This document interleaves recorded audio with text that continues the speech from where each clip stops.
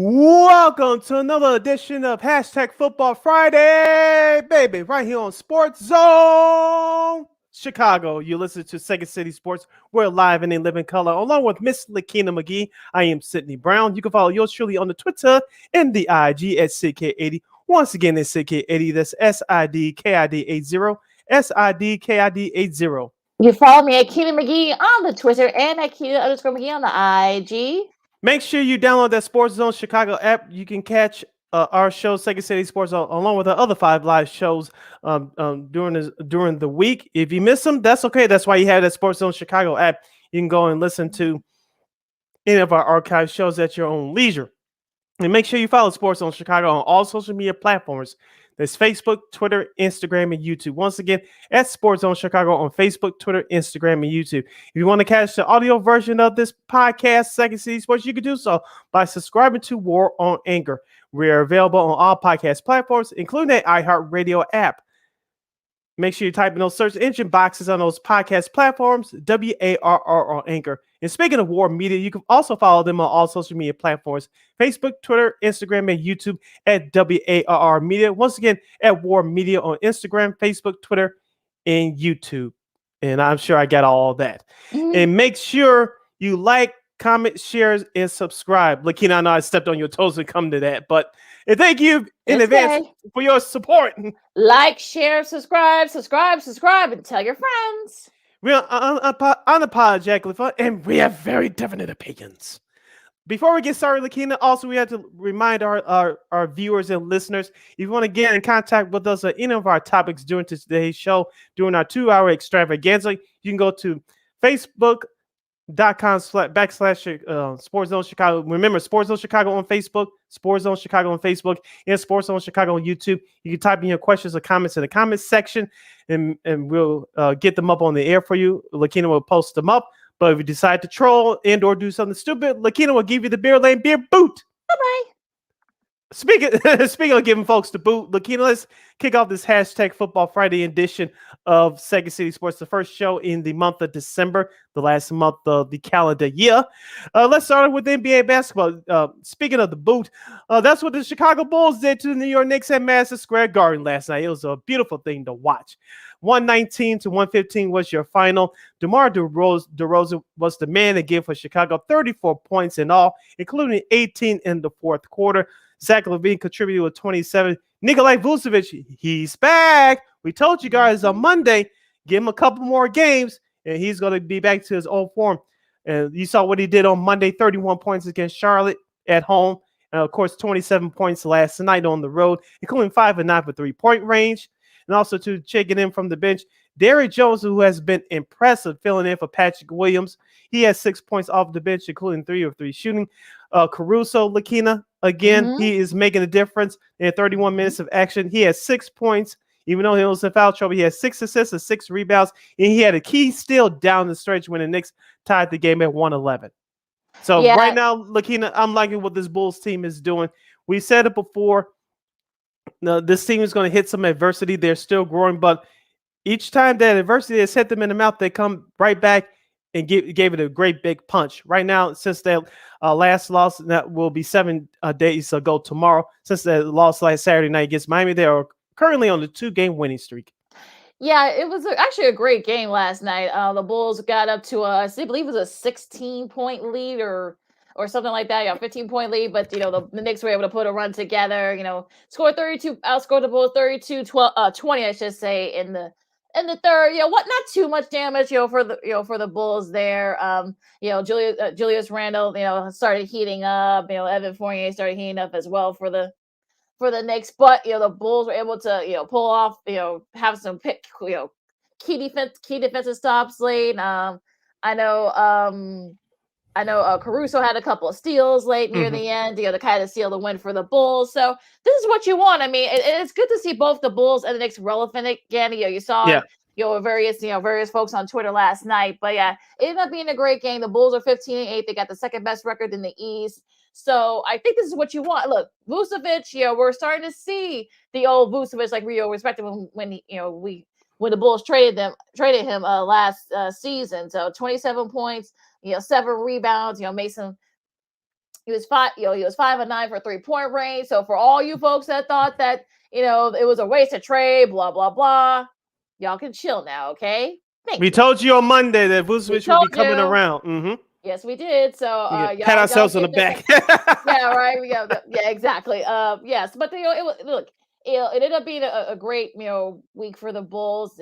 And look, I think that they beat the Hornets. They were able to hold off the Hornets.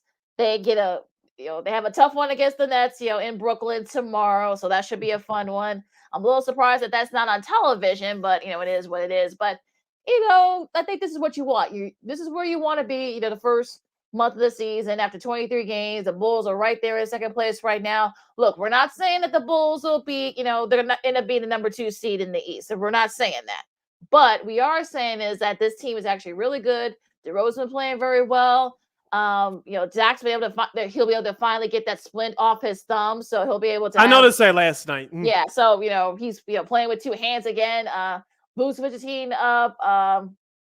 Of course, with Kobe White, unfortunately, going to be in COVID protocols for probably the next week. So, guys have stepped up. Alex Caruso is still doing his thing. He's kind of the unsung hero for the Bulls. And look, I think it's been a total team effort. And congrats to Billy Donovan for winning NBA Eastern Conference Coach of the Week. Yeah, coach of the month. Coach of the month, I should say, honors for November. So good. Also, Monty Williams, who got it for the Western Conference. Of course, the Suns. We'll get to them in a second. Mm-hmm. But yeah, just a great team effort, and Io did his thing.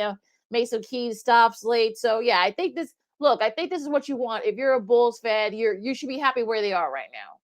You're listening to Second City Sports on the hashtag Football Friday, the first show for the month of December, right here on Sports Zone Chicago. We're live and in living color. Sid Lakeena here with you. We're talking Bulls basketball right now. We'll get to the rest of the NBA in just a couple of minutes.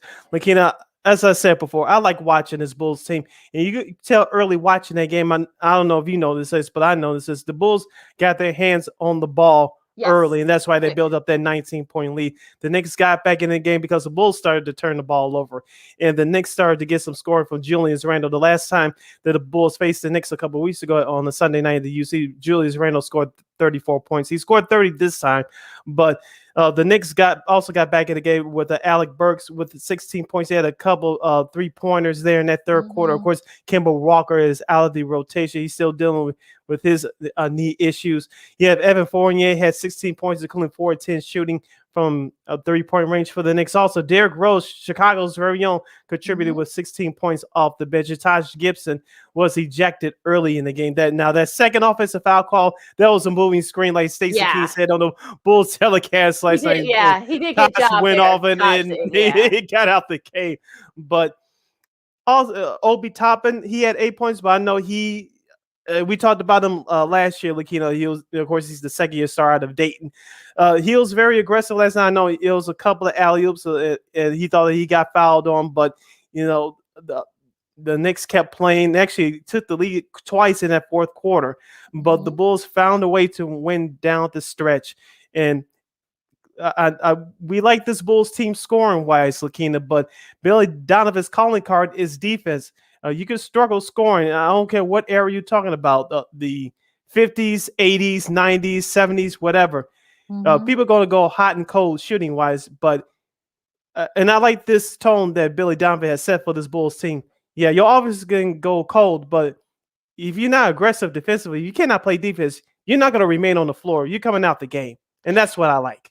Yeah, and I think and look, he's not, he's not one of those guys, he's not like a hard ass, if you will, but he won't call you out in the media. That's never been his style. So, and I think, look, the players love playing for him. I think he loves, coaching them. And now that he has the personnel to, play and, to do. And look, I think, look, the Bulls are going to have struggles. They're going to have runs. It's the NBA. We'll talk about one team that went on a big run in a second, but this is kind of what you want if you're the Bulls. I mean, yeah, you're gonna give up some leads. You're just gonna give up size because you're still missing that great interior guy up front. But the good news is that you guys can compensate. You have DeRozan who can shoot from the inside and outside. You have Vucevic that can also who's also very versatile. I can't talk for some reason. Look, Zach is doing his thing now. Now that he's going to be able to, get that split off his son, he'll be actually able to shoot a little more freely again. So. and you got guys stepping up. Io, Troy Brown Jr., Derrick Jones Jr. has been, it's been pretty solid. Of course, Caruso. So it's really one of those things where you're getting contributions from various guys, and if you're the Bulls, that's what you want. You have a lot of depth there. You can kind of, Coach Donovan can play around with the different pieces, as he wishes, and that's a good thing if if you're the Bulls. Yes, it's a good thing if you're Chicago. As I said before, the defense is their calling card, and we know this team can score. But if you get shut teams down defensively, you'll go a long way. Now, before we move on, I want to ask you what percentage chance that you give the Bulls to beat the Nets in Brooklyn tomorrow night.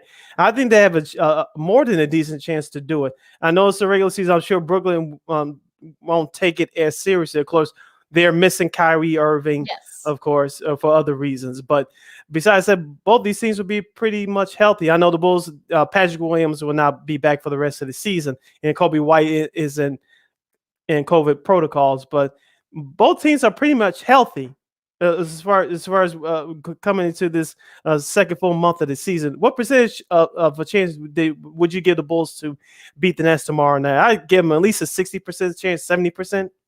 Yeah, I think that's probably around there. I probably 60, 65. I think they have a shot. I mean, I know some people, of course, Bulls fans are gonna look at this and say, "Is this going to be like the litmus test? How they stack up against the Nets?" I mean, not really. I mean, look, it's a regular season game in early December. I mean, look, they'll play again a couple of times. If they lose, great, but I don't think they're gonna get blown out. This is not, as our buddy Big Dave Watson would say. I mean, this is not the same Bulls team from a couple of years ago where you can go to the club and kind of sleepwalk and win by 20 or 30 points. That's not the case anymore. They've got all-stars. They've got guys that can contribute. They've got a rookie in Io that can contribute as well, and guys off the bench, Alex Caruso and Derrick Jones Jr. So look, I'm sure Steve Nash will have, I'm sure KD and Harden, I'm sure they'll be ready for this game. That's why I'm surprised that this game is not going to be on television, not going to be on NBA TV. But you know what? It should be a lot of fun. So I can't wait. I can't wait. It'll be live on TV in my house for sure. So right, that's true. And of course, if you're listening to us in the Chicagoland area, you can watch that game on ABC Sports Chicago tomorrow night at 7 p.m. Of course, if you're around listening and watching us around the country, you can watch that game on NBA Glee Pass. If you're in New York City, happen to be watching and listening to us, you can watch that on the Yes Network. Shout out to hometown girl Sarah Kustak on the color analyst there. Yes. Now, Lakeena, you're listening to Second City Sports live and live in color for hashtag Football Friday right here on Sports Zone Chicago. Sid Lakeena here with you. Now, Lakeena, let's go to the other big news in the NBA this week. Of course, LeBron James missed Tuesday's game at Sacramento. Of course, the Lakers came back and won thanks to a big third quarter. Mm-hmm. Now, tonight's game against the Los Angeles Clippers was supposed to be on ESPN. ESPN opted out for Suns and Warriors. We'll get to the Tuesday game in just a moment, but do you think that ESPN jumped the gun on this one? LeBron James, he tested positive for the COVID-19. Of course, he had two negative tests in a row. LeBron James is going to be available to play tonight against the Clippers. Do you think ESPN jumped the gun here? I think they did. I think they got scared when they saw, oh, okay, you have AD, you have Westbrook, Carmelo on the Lakers. I guess LeBron is kind of like the star, so I think they thought, oh no, and then it's not that they flexed it for the Kings or the Rockets or anything like anything like that. They did flex it for the Warriors and the Suns. We'll get to that game in a second, but like you said, yeah, I think they kind of jumped the gun. It seems like, it was a false positive on LeBron's part because he kept saying that he didn't have any symptoms. So I guess, he had he got the Nick Saban treatment. I'm false positive. I'm strutting. Yeah, right. I mean, he had about five negative tests in a row. I guess that's the protocol because, to make sure it is a false, if it is or is a false positive. It turns out that it was. So, maybe they did, but but it should be a great one at the Staples Center. I'm not going to call it that corporate name. Not going to do it. I'm going to have that game on in my laptop here. Same here. Yeah, so I'll be watching that back and forth, watching the Suns and Warriors. So I think they jumped the gun a bit. And speaking of the Phoenix Suns, they are currently on the 18-game win streak. They're going for number 19 tonight against the Warriors in a rematch from Tuesday. Of course, Tuesday's contest saw the Phoenix Suns coming from behind to defeat the Warriors 104-96 for the Warriors. on Tuesday. Draymond Green had 8 points. Steph Curry only had 12. He struggled shooting from the field, including 3 of 14 for three-point range.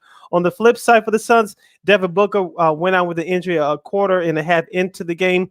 But picking up the slack was DeAndre Ayton, who was mic'd up for that game. He had 24 points and 11 rebounds. CP3, Chris Paul, for those of you scoring at home, had 15 points to go with 11 assists. And then you had Johnson coming off the bench at 29 minutes of action, scoring 14 points. Lakeena, I know people want to count the Phoenix Suns out. It was a miracle run last year. They're not as good as they were last year.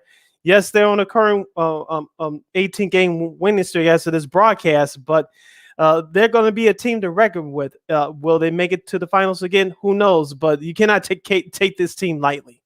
Yeah, and look, shout out to the Suns for able to do that without Devin Booker, like you said, the hamstrings. I think he should be clear tonight, but I guess they may have him limited. But the fact that they won 18 in a row, that's no slouch. And I think people were, they went 0-3 in the first, week of the season. People were already freaking out, like, they took advantage of, some of the injuries and some of the other Western teams. They took advantage of it. They're a fluke, blah, blah, blah. No, I think they're showing you that that's a pretty good Suns team. I mean, Ayton stepped up, when Booker, went out. Of course, CP3 did his thing, Jay Crowder.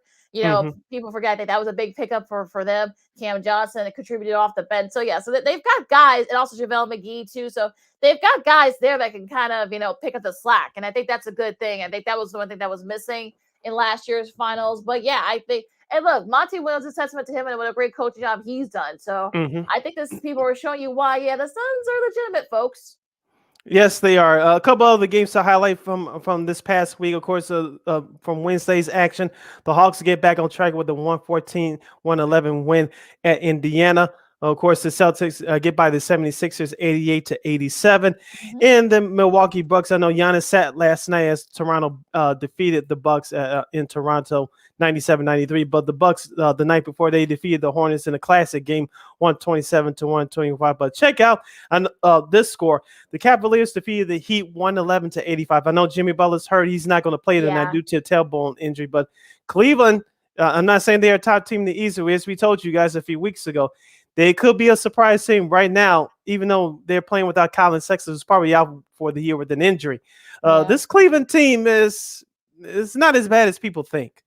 Yeah, no, they're not. And I think they've got a lot of great young guys there on the team. And our girl, Lana Techire, who's a big Heat fan. And she wasn't very happy, too. I know she's bummed that, Jimmy's going to be out for a couple of weeks with that tailbone injury. But they've got guys, they've got guys there. I mean, Jared Allen, Evan Mobley, the rookie out of USC, he's been contributing. Kevin Love is showing you that he still got a little bit of something. He led the way in scoring with 22 off the bench for them. So I know, right? I know, crazy, right? So but look, they're 12-10. Do I think they could kind of be right there in the conversation for the play-in? Maybe, but again, still got a lot. Look, we're about 23, 24 games in, so. Still got a lot of season left to play, but and also too, like you said, so they benefit from Jimmy being out, so that's why they were able to Miami lost to the Cavs handily as they did, but they looked really good. So we'll see. I mean, I think people should not be looking past the Cavs. You have a question or comment for us on this topic of any of our topics during today's show, you can go to Sports Zone Chicago on Facebook or Sports Zone Chicago on YouTube. Type in your questions or comments in the comment section. Lakeena will get them up on the screen for you. Lakeena, we have a couple minutes left before we hit the bottom of the hour break. Let's highlight some key games for the weekend in the National Basketball Association, starting with tonight. The first game of the ESPN doubleheader will have the Philadelphia 76ers at the Atlanta Hawks at 6:30 p.m. Central Standard Time. At the same time, we'll have the Brooklyn Nets hosting the Minnesota Timberwolves. Minnesota's at 11-11 right now. Of course, if you're a Bulls fan, you hoping that Minnesota wins or at least give the Nets a tough game, because the Nets will be playing in a back-to-back tomorrow night when they host Chicago. At 6 o'clock, we have the Heat at the Pacers. Of course, the Heat will not have Jimmy Butler in the lineup tonight. Speaking of the Cavaliers, they'll travel to our nation's capital to face the Wizards at 6 p.m. Moving down the schedule, at 8 o'clock, we'll have Boston at Utah. Suns and the Warriors will be the ESPN nightcap tonight at 9 p.m. Central Standard Time. And at that same time, I'm with you, Lakeena, on this computer screen, we'll have the Clippers and the Lakers. Yeah, great slate of games, especially the late games tonight. It should be a lot of fun. We'll see if Steph. I mean, hopefully Steph won't have the same, won't struggle like he did a couple of days ago against the Yeah. Suns. So I'm sure it's going to be a different story now that there it's going to be in their court. So we'll see what happens. Tomorrow's games should be some couple of good ones. Of course, Denver and the Knicks. That's a noon game. So make sure you guys find out if you can. Of course, the Bulls and the Nets. We'll see if the Nets how much energy they have. Playing, Minnesota. Hey, Karl-Anthony Towns and the T-Wolves, don't let us wear them out a little bit. Miami and Milwaukee, of course, Jimmy will not be playing. So, we'll see. And also Bam is out, like you said, too, Sid. So it could Bam be Adebayo, yeah, but that so I think it could that be thumb another- injury, I believe. Yeah, so it could be another bad one for the Heat. I hope Alana is prepared for it. Memphis and Dallas. I mean, Memphis. I don't think Memphis is going to score 152 points like they did last night against the Thunder. I'm going to go on a limb and say that they're not. I don't think Luka and Porzingis and Tim Hardaway Jr. and the gang. I don't think they're going to let him do that. I don't think Jason Kidd will let them do that to his Mavs team. But yeah, it should be a fun one. And what an impressive performance there! That the fact they were able to do that without John Morant. I mean, he's banged up right now. So kudos to them. I know OKC is tanking, but come on. But going back, in business, San Antonio, of course, the Warriors are back at it as they host the Spurs tomorrow. Spurs coming off a big win against Portland. Speaking of Portland, they host Boston to hopefully get back on track there. And no Damian Lillard for that one. Yeah, so that's been a tough one for them. And the Clippers and the Kings.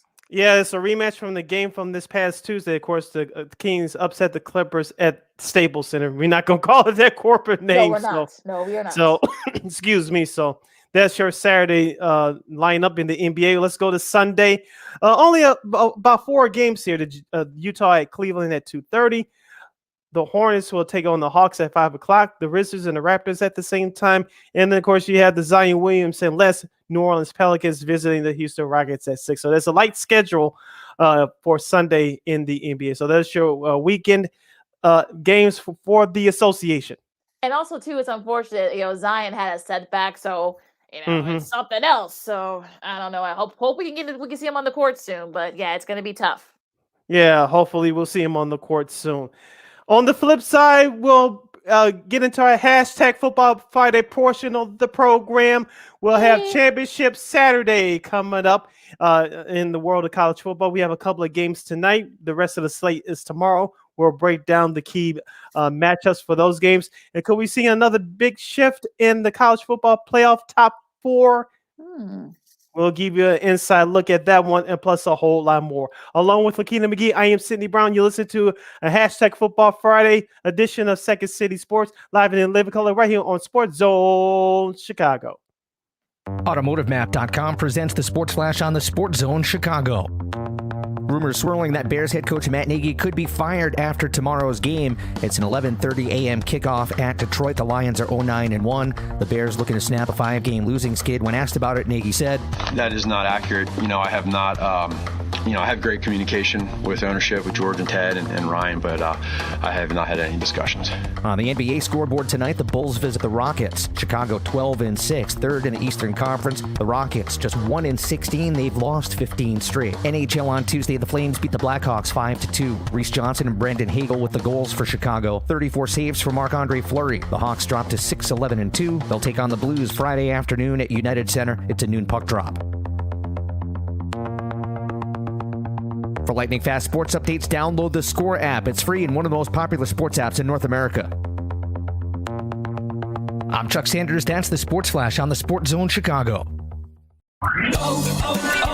O'Reilly. When you need auto parts, O'ReillyAuto.com is just a few clicks away. We offer convenient options for you to get your parts quickly. Order online and pick up for free at your local O'Reilly Auto Parts store. We'll even bring it out curbside. Or you can have your parts delivered right to your door with free shipping on most orders over $35. Visit O'ReillyAuto.com. O'Reilly Auto Parts. Finally, a bed that senses snoring and automatically responds.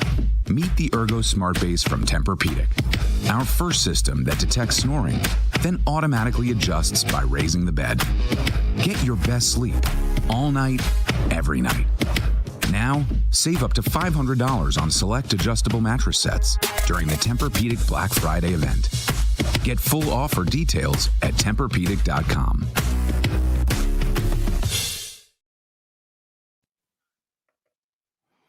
Welcome back to Hashtag Football Friday, the first show for the month of December, right here on Sports Zone Chicago. You're listening to Second City Sports live and in living color, along with Lakeena McGee. I am Sydney Brown.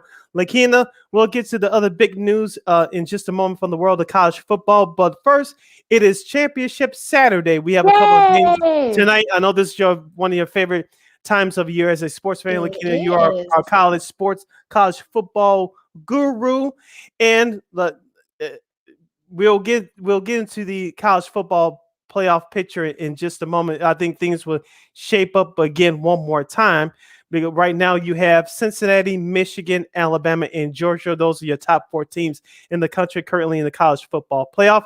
Will things change? Me personally, I think they will, but we'll see what happens as championship Saturday will take place tomorrow. But we have a couple big games tonight, Lakeena, as far as conferences are concerned. We'll start off with the Conference USA championship game. That's tonight at 6 p.m. on CBS Sports Network. We have the Western Kentucky Hilltoppers taking on the University of Texas San Antonio.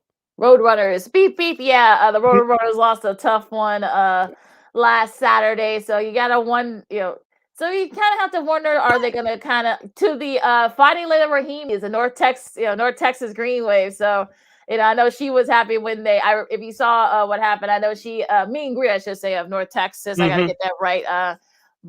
Yeah, it'll be interesting to see where their mindset's going to be. Western Kentucky is pretty good as well.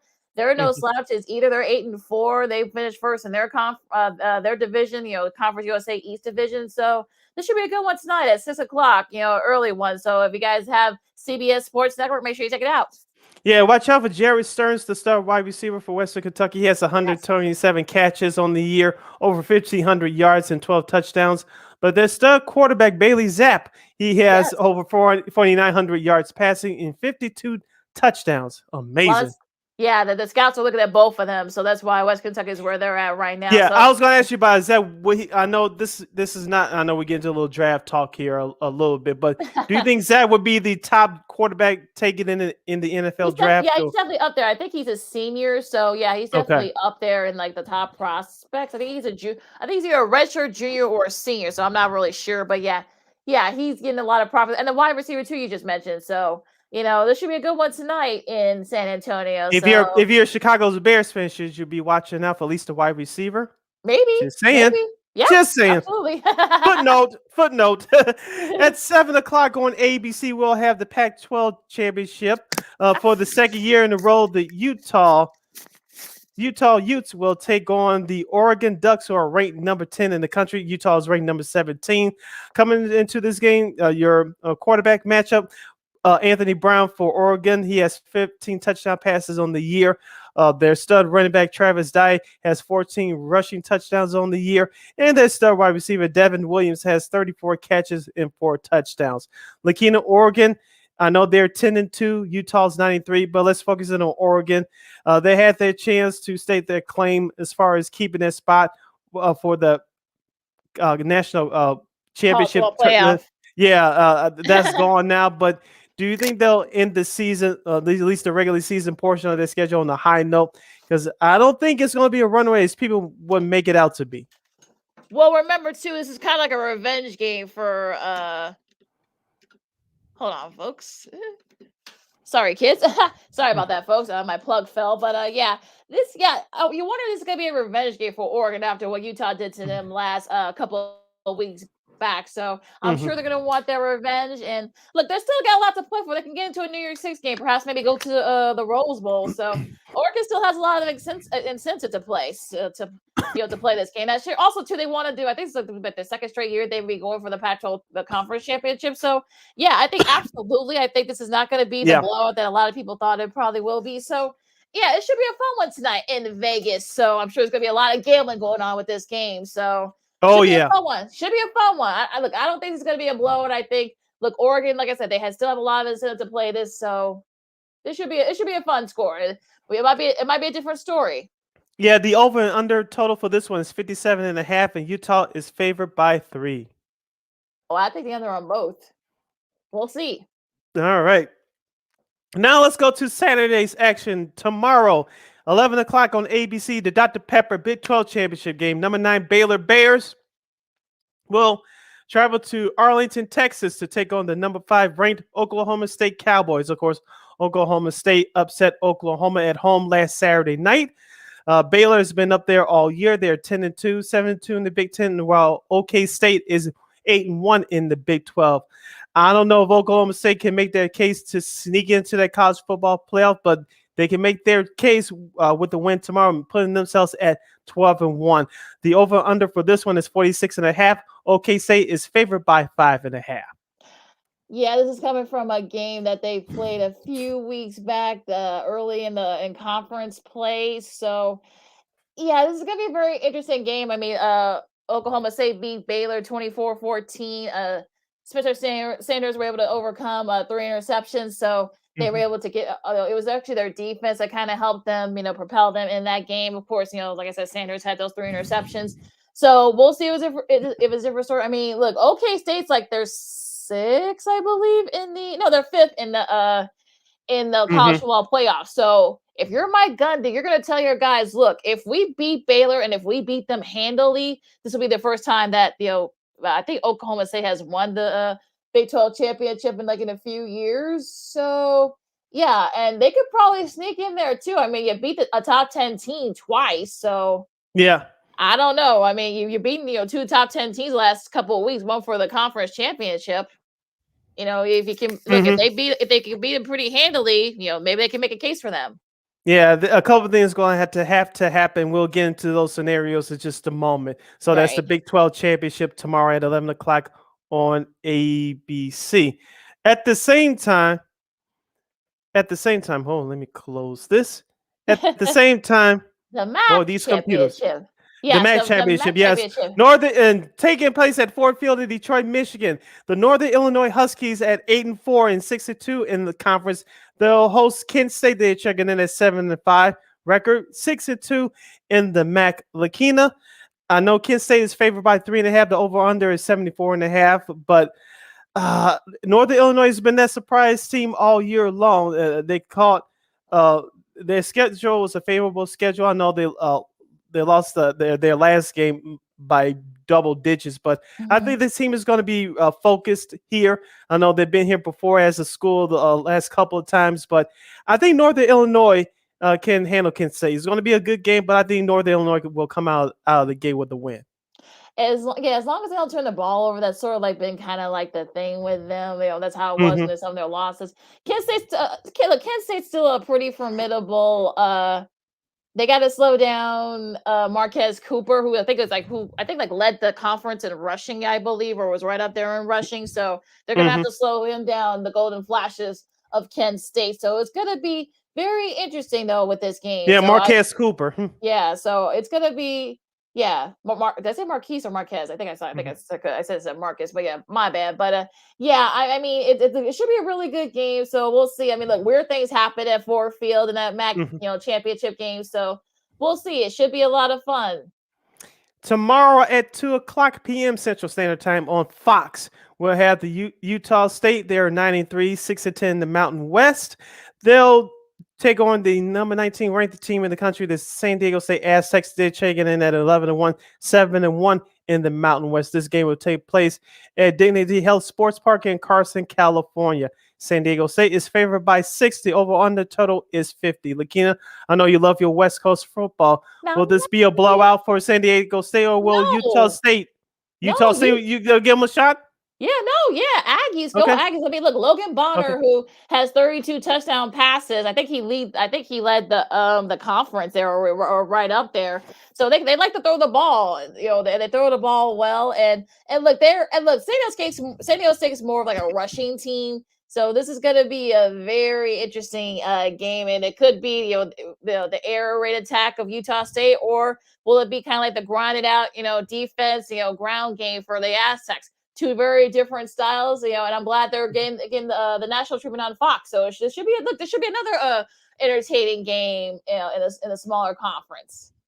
At 2:30 on ESPN, we have Appalachian State 7-1 in the Sun Belt, 10-2 overall. They'll take on Louisiana, the Raging Cajuns. They're ranked number 24 in the country. They are checking in at 11-1, 8-0 in Sun Belt play. So this is the Sun Belt championship game. Appalachian State is favored by 3.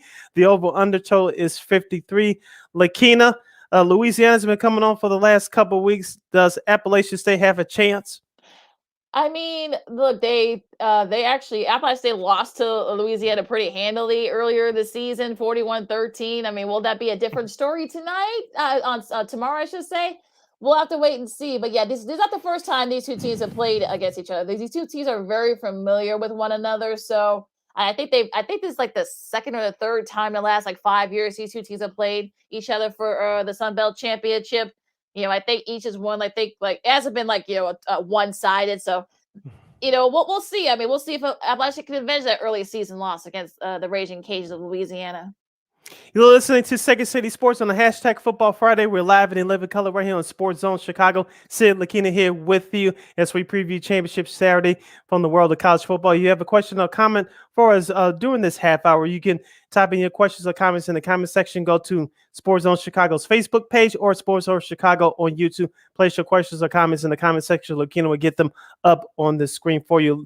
Now let's go to the prime time games. Lakeena, it's starting at 3 o'clock tomorrow on CBS. We have the SEC Championship game in the Mercedes-Benz Stadium in Atlanta, in Hotlanta, the dirty South, as the kids will call it. Number one, Georgia. This will be a home game for them. They are 12-0, 8-0 in the SEC, hosting the number 3 ranked team, Alabama Crimson Tide. Alabama's checking in at 11-1, 7-1 in the SEC. Georgia's favored by 6.5. The over/under total is 49.5. Lakeena, we talked about this on Monday's show. Georgia, no matter what happens in this game, hopefully they won't get blown out. But no matter what happens, they're in the National College Football Playoff. For Alabama, if they win this game, they are definitely in. If they lose or get embarrassed, I don't know how they're going to get in with a 2-loss record, to be honest with you. Yeah, that's going to be like the number one question, the $1 million question, right? A whole lot of teams hoping that Alabama will lose, so all eyes will be on this game. Yeah, either lose or lose, terribly. And look, Stetson Bennett, Bryce Young. Some people say this could be like his chance of stealing the Heisman Trophy. Should they win this game? Zamir Reich, who's their running back. Also, too, you got Brian Robinson Jr. So on the defense, Georgia has one of the top defenses in the country. So this could be one of those things. Look, we saw that. Look, A&M gave you the formula, and if Auburn had that not running back went out of bounds for them, this would be a different story right now. But yeah, I mean, where things happen, and I think Georgia knows that this is their time and this is their shot. So I think their defense is definitely going to slow down that Alabama offense. And I'm not going to say it's going to be a blowout, but I will say it's going to get very interesting. I have Georgia winning this game, Lakeena. Alabama, they came back with a vengeance to beat Auburn last week, but through the first 3 quarters, they looked terrible. They got out of there with the win last week. I think that's going to catch up to them. Like you said, Georgia's on a mission. Their defense has been outstanding all year. And this is a home game for them. I know they've been in this situation a few times before, and Georgia has come up short, but I don't think it's happening this time. I got Georgia winning. I won't be surprised if they won big, but I do have them winning this ball game. They may barely even cover, but have Georgia winning this one. At the same time on ABC, 3 o'clock tomorrow, we have number 21, the Houston Cougars. They'll take on the number 4 ranked team in the country, the Cincinnati Bearcats. Houston's 11-1 on the year, 8-0 in the American Athletic Conference. Cincinnati also posts the same record in the American Athletic Conference. Cincinnati is favored by 10.5. The over-under total is 52. Houston's one of those teams that has been sneaky good all year, Lakeena. Cincinnati, simple. You win, you're in the National College Football Playoff. Simple, very simple, right? Yeah. Look. I mean, the quarterback matchup's pretty even. Of course, we all know about Desmond Ridder, I should say. 27 touchdowns and 8 interceptions. But Clayton Tune, who is a great quarterback from Houston, he's pretty good too. He has 26 touchdowns and 8 interceptions. It's going to be the run game. I think with Jerome Ford. Also to their defense, Houston's defense is actually pretty good. So we'll see what they can do against that offense. But yeah, I mean, I don't think Yeah, I think, look, I'm sure Luke Fickell will have his guys ready for this game. And look, like you said, it's a simple math. You win and you're in. But look, I'm sure Houston's been in the spot. Dana Holgorsen, he's pulled off a few upsets in his day when he was at West Virginia. So we'll see if he can do it tomorrow. But yeah, this should be a good one in Cincy. A whole lot of eyes will be on that game. A whole lot of eyes will be on this game from Lucas Oil Stadium in Indianapolis, Indiana, 7 p.m. on Fox tomorrow. We'll have number 2 ranked Michigan Wolverines after beating Ohio State finally in the Jim Harbaugh era. And they'll take over the number 13 ranked Iowa Hawkeyes. Shout out to our friends of the program and fellow alumnus, Alyssa Berger-Meany and Maya Kai. She came back this morning on the Sean and Maya show. For those of you guys that missed it, go to Sports Zone Chicago's app and make sure you listen and watch that episode from earlier today. Michigan is favored by 11. The over-under total is 43.5. Lakeena, you can make a case for both sides. Iowa, maybe many people thought they were going to be here, but they struggled in the middle part of the season. But they finished the regular season with a 10-3 mark. Of course, Michigan, on the flip side, they finally beat Ohio State, beat them in their backyard by double digits. Many people think that they put all their energy in Ohio State, and they won't be ready for this game. Me personally, I wanted to see Michigan and Wisconsin, but Wisconsin did a mental boo-boo at Minnesota last week, so that's why they're not there. But but with that being said, I still believe this is going to be a good ball game. I expect Michigan to win. Another simple task for the Michigan Wolverines. They're number 2 ranked team in the country. Simply win and you're in the National Football Playoff, college football playoff. Yeah, I can understand why some people feel that way, that they mentally they may not be, exhausted because they put all their energy towards the Ohio State game. But they're number 2 in the college football playoff, which is the first for them. So winning, they're in, and I think they got a lot of incentive there. They're actually going to dedicate this game to, of course, the tragedy that happened over at Oxford High School in just outside Detroit. Our thoughts and prayers go out to the 4 young people, the families of 4 young people who lost their lives there in that senseless tragedy. So I think if anything, that might give a little bit of incentive to play this game. So it's also it's a win in their in scenario. I don't think that Iowa defense will be able to slow down Hassan Haskins. I just don't think it's going to happen if they stick to what they've done against Ohio State. I mean, remember these two did not play early in the year, so we'll see. Yeah. What they can do. But yeah, if they can do what they're supposed to do, if they can get their defense to slow down, they got a pretty solid running back in Tyler Goodson for Iowa. So if the defense can do their thing, they should. The championship is theirs. Yeah, for Michigan, as I said before, we talked about it on Monday show, Lakeena. They got after C.J. Stroud early, and that's what had Ohio State playing on their heels. I expect the same performance tomorrow night. Iowa's a good team, but I think Michigan will do enough just to win that game. Will it be by 11 points? Who knows? But I expect Michigan to win, as Jim Harbaugh will make his first ever appearance in the college football playoff. So a lot of eyes will be on this game. Excuse me. At the same time on ABC, we'll have the ACC championship game. I don't think either of these teams will play for the college football playoff, but then again, you never know. Number 16, Wake Forest, they check in with a 10-2 mark, 7-1 at ACC, and they'll play against the number 15 ranked Pittsburgh Panthers. They're checking in with a 10-2 record, also 7-1 in the ACC. Pittsburgh's favored by 3. The over on the total is 71. Yeah, I don't think anybody had either one of these teams, playing for the ACC championship. I think this would be the first for both of them. Whoever wins no this Clemson. Game, no Clemson, no Miami, no North Carolina. I don't think anybody thought that it would be either one of these teams. But hey, you'll take it. You don't apologize. Kenny Pickett, he's passed all the passing records, from Dan Marino and Eddie Van Slyke from I should say from the early '90s. So. That's been around for a minute. And look, that should be a great quarterback matchup. Pittsburgh doesn't allow a lot of rushing yards. They have a really good defense. So that's why I can kind of see why the Pittsburgh is the favorite, but it should be a good one. So I hope people will check it out. I mean, look, these two are really good teams. They deserve to be in the ACC championship. So give you guys a chance, folks. At 10 o'clock tomorrow on FS1, we'll have this will be a makeup game from early in the season. USC, we'll get to them in a minute. They made some news off the field. USC will play California in the makeup game. California is favored by 4.5. The over on the total is 57.5. I'll just give you my prediction. Whoever's favorite, they'll win that game. So I'll leave it at that. Lakeena, Right. any thoughts on this game before we move on to other news in the college football world? Yeah, so yeah, it's gonna be very interesting these USC and look, Lincoln Riley, I'm sure he's gonna be looking at this game to see, what he has in here. So it's gonna be it's gonna be very interesting. And like I said before, I mean, these two teams, they don't really have much to play for. So I'm sure Mhm. we'll see where their minds are in this game.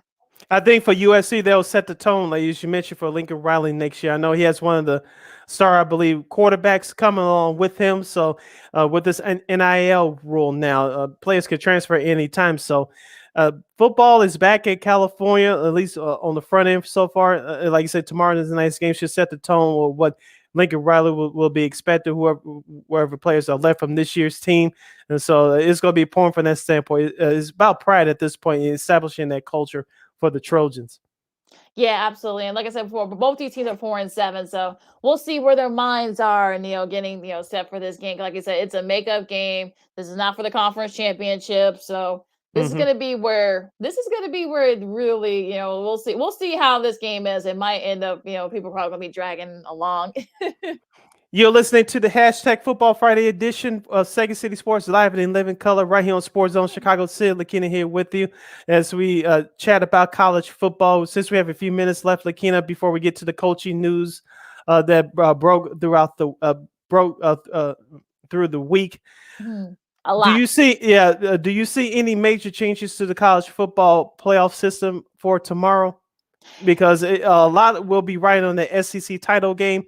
Perhaps the Big Ten, but most people would pay attention to that SEC championship game. If Alabama loses or just lose big, somebody's gonna be slipping up in there.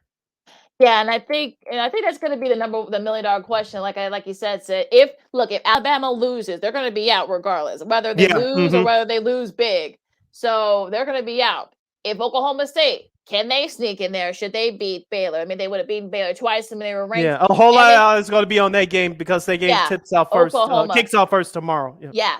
So if they win, they're going to be cheering hard for Georgia. Yeah. And Michigan, if they win, they're in. So a lot of people are going to be cheering for Iowa because apparently, I guess Notre Dame will sneak up in there, even though excuse me, they don't play a 13 game. So yeah, it's going to be a whole lot of maneuvering. I always say keep it simple. Win and you're in. Cincy, win and you're in.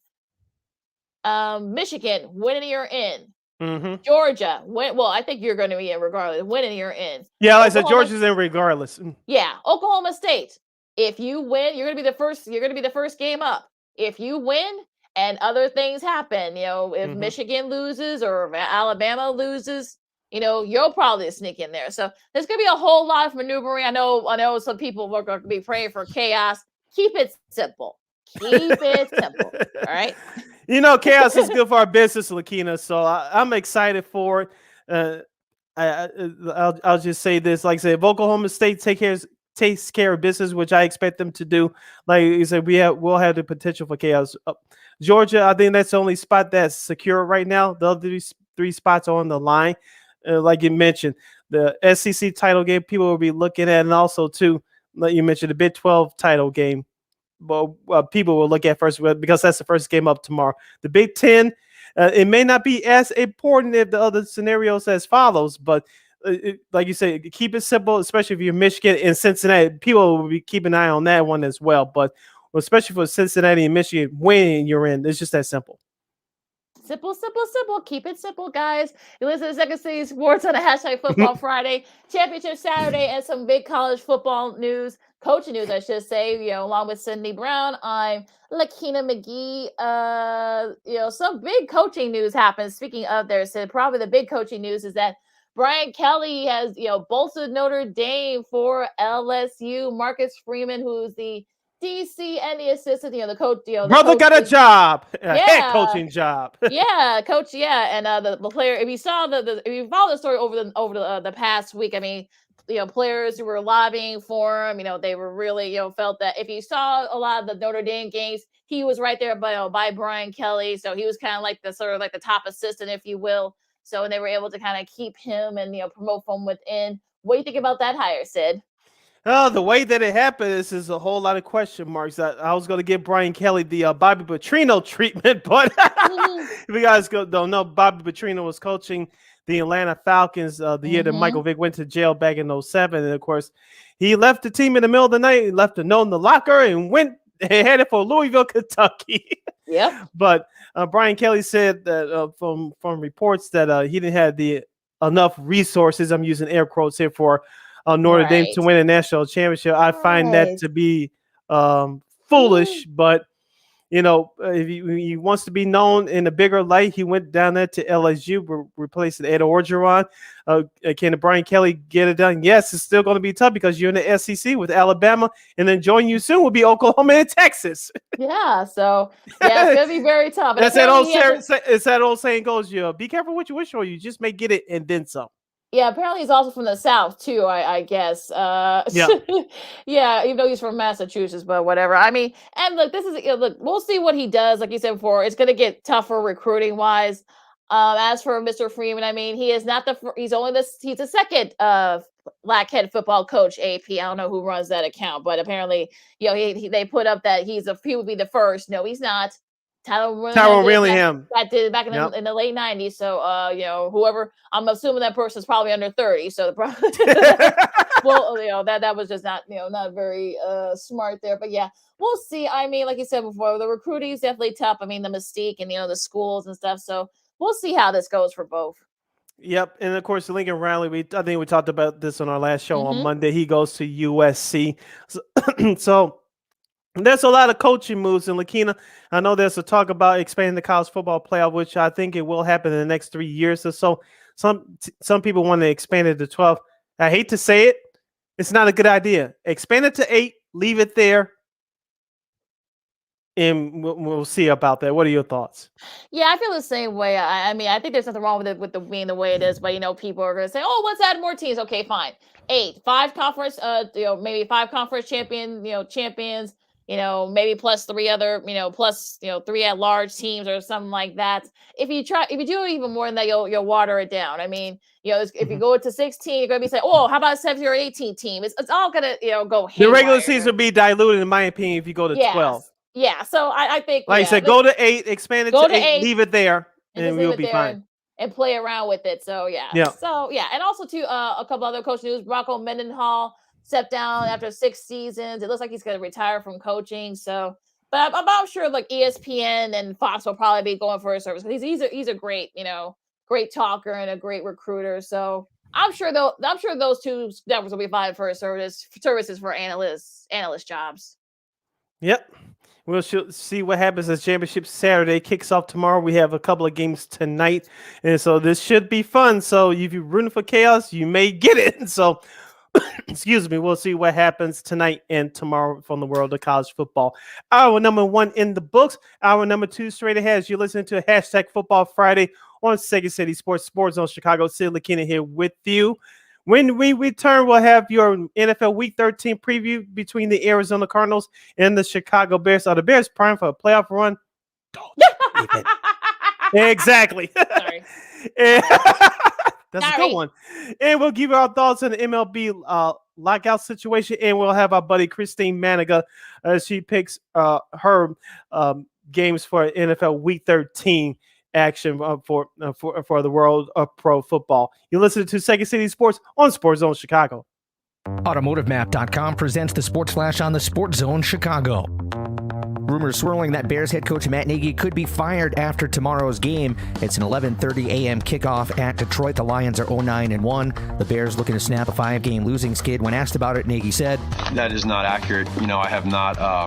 I have great communication with ownership, with George and Ted and Ryan, but I have not had any discussions." On the NBA scoreboard tonight, the Bulls visit the Rockets. Chicago 12-6, third in the Eastern Conference. The Rockets just 1-16. They've lost 15 straight. NHL on Tuesday, the Flames beat the Blackhawks 5-2. Reese Johnson and Brendan Hagel with the goals for Chicago. 34 saves for Marc-Andre Fleury. The Hawks dropped to 6-11-2. They'll take on the Blues Friday afternoon at United Center. It's a noon puck drop. For lightning fast sports updates, download the Score app. It's free and one of the most popular sports apps in North America. I'm Chuck Sanders. That's the Sports Flash on the Sports Zone Chicago. O'Reilly. When you need auto parts, O'ReillyAuto.com is just a few clicks away. We offer convenient options for you to get your parts quickly. Order online and pick up for free at your local O'Reilly Auto Parts store. We'll even bring it out curbside. Or you can have your parts delivered right to your door with free shipping on most orders over $35. Visit O'ReillyAuto.com. O'Reilly Auto Parts. Finally, a bed that senses snoring and automatically responds. Meet the Ergo Smart Base from Tempur-Pedic, our first system that detects snoring, then automatically adjusts by raising the bed. Get your best sleep all night, every night. Now, save up to $500 on select adjustable mattress sets during the Tempur-Pedic Black Friday event. Get full offer details at TempurPedic.com.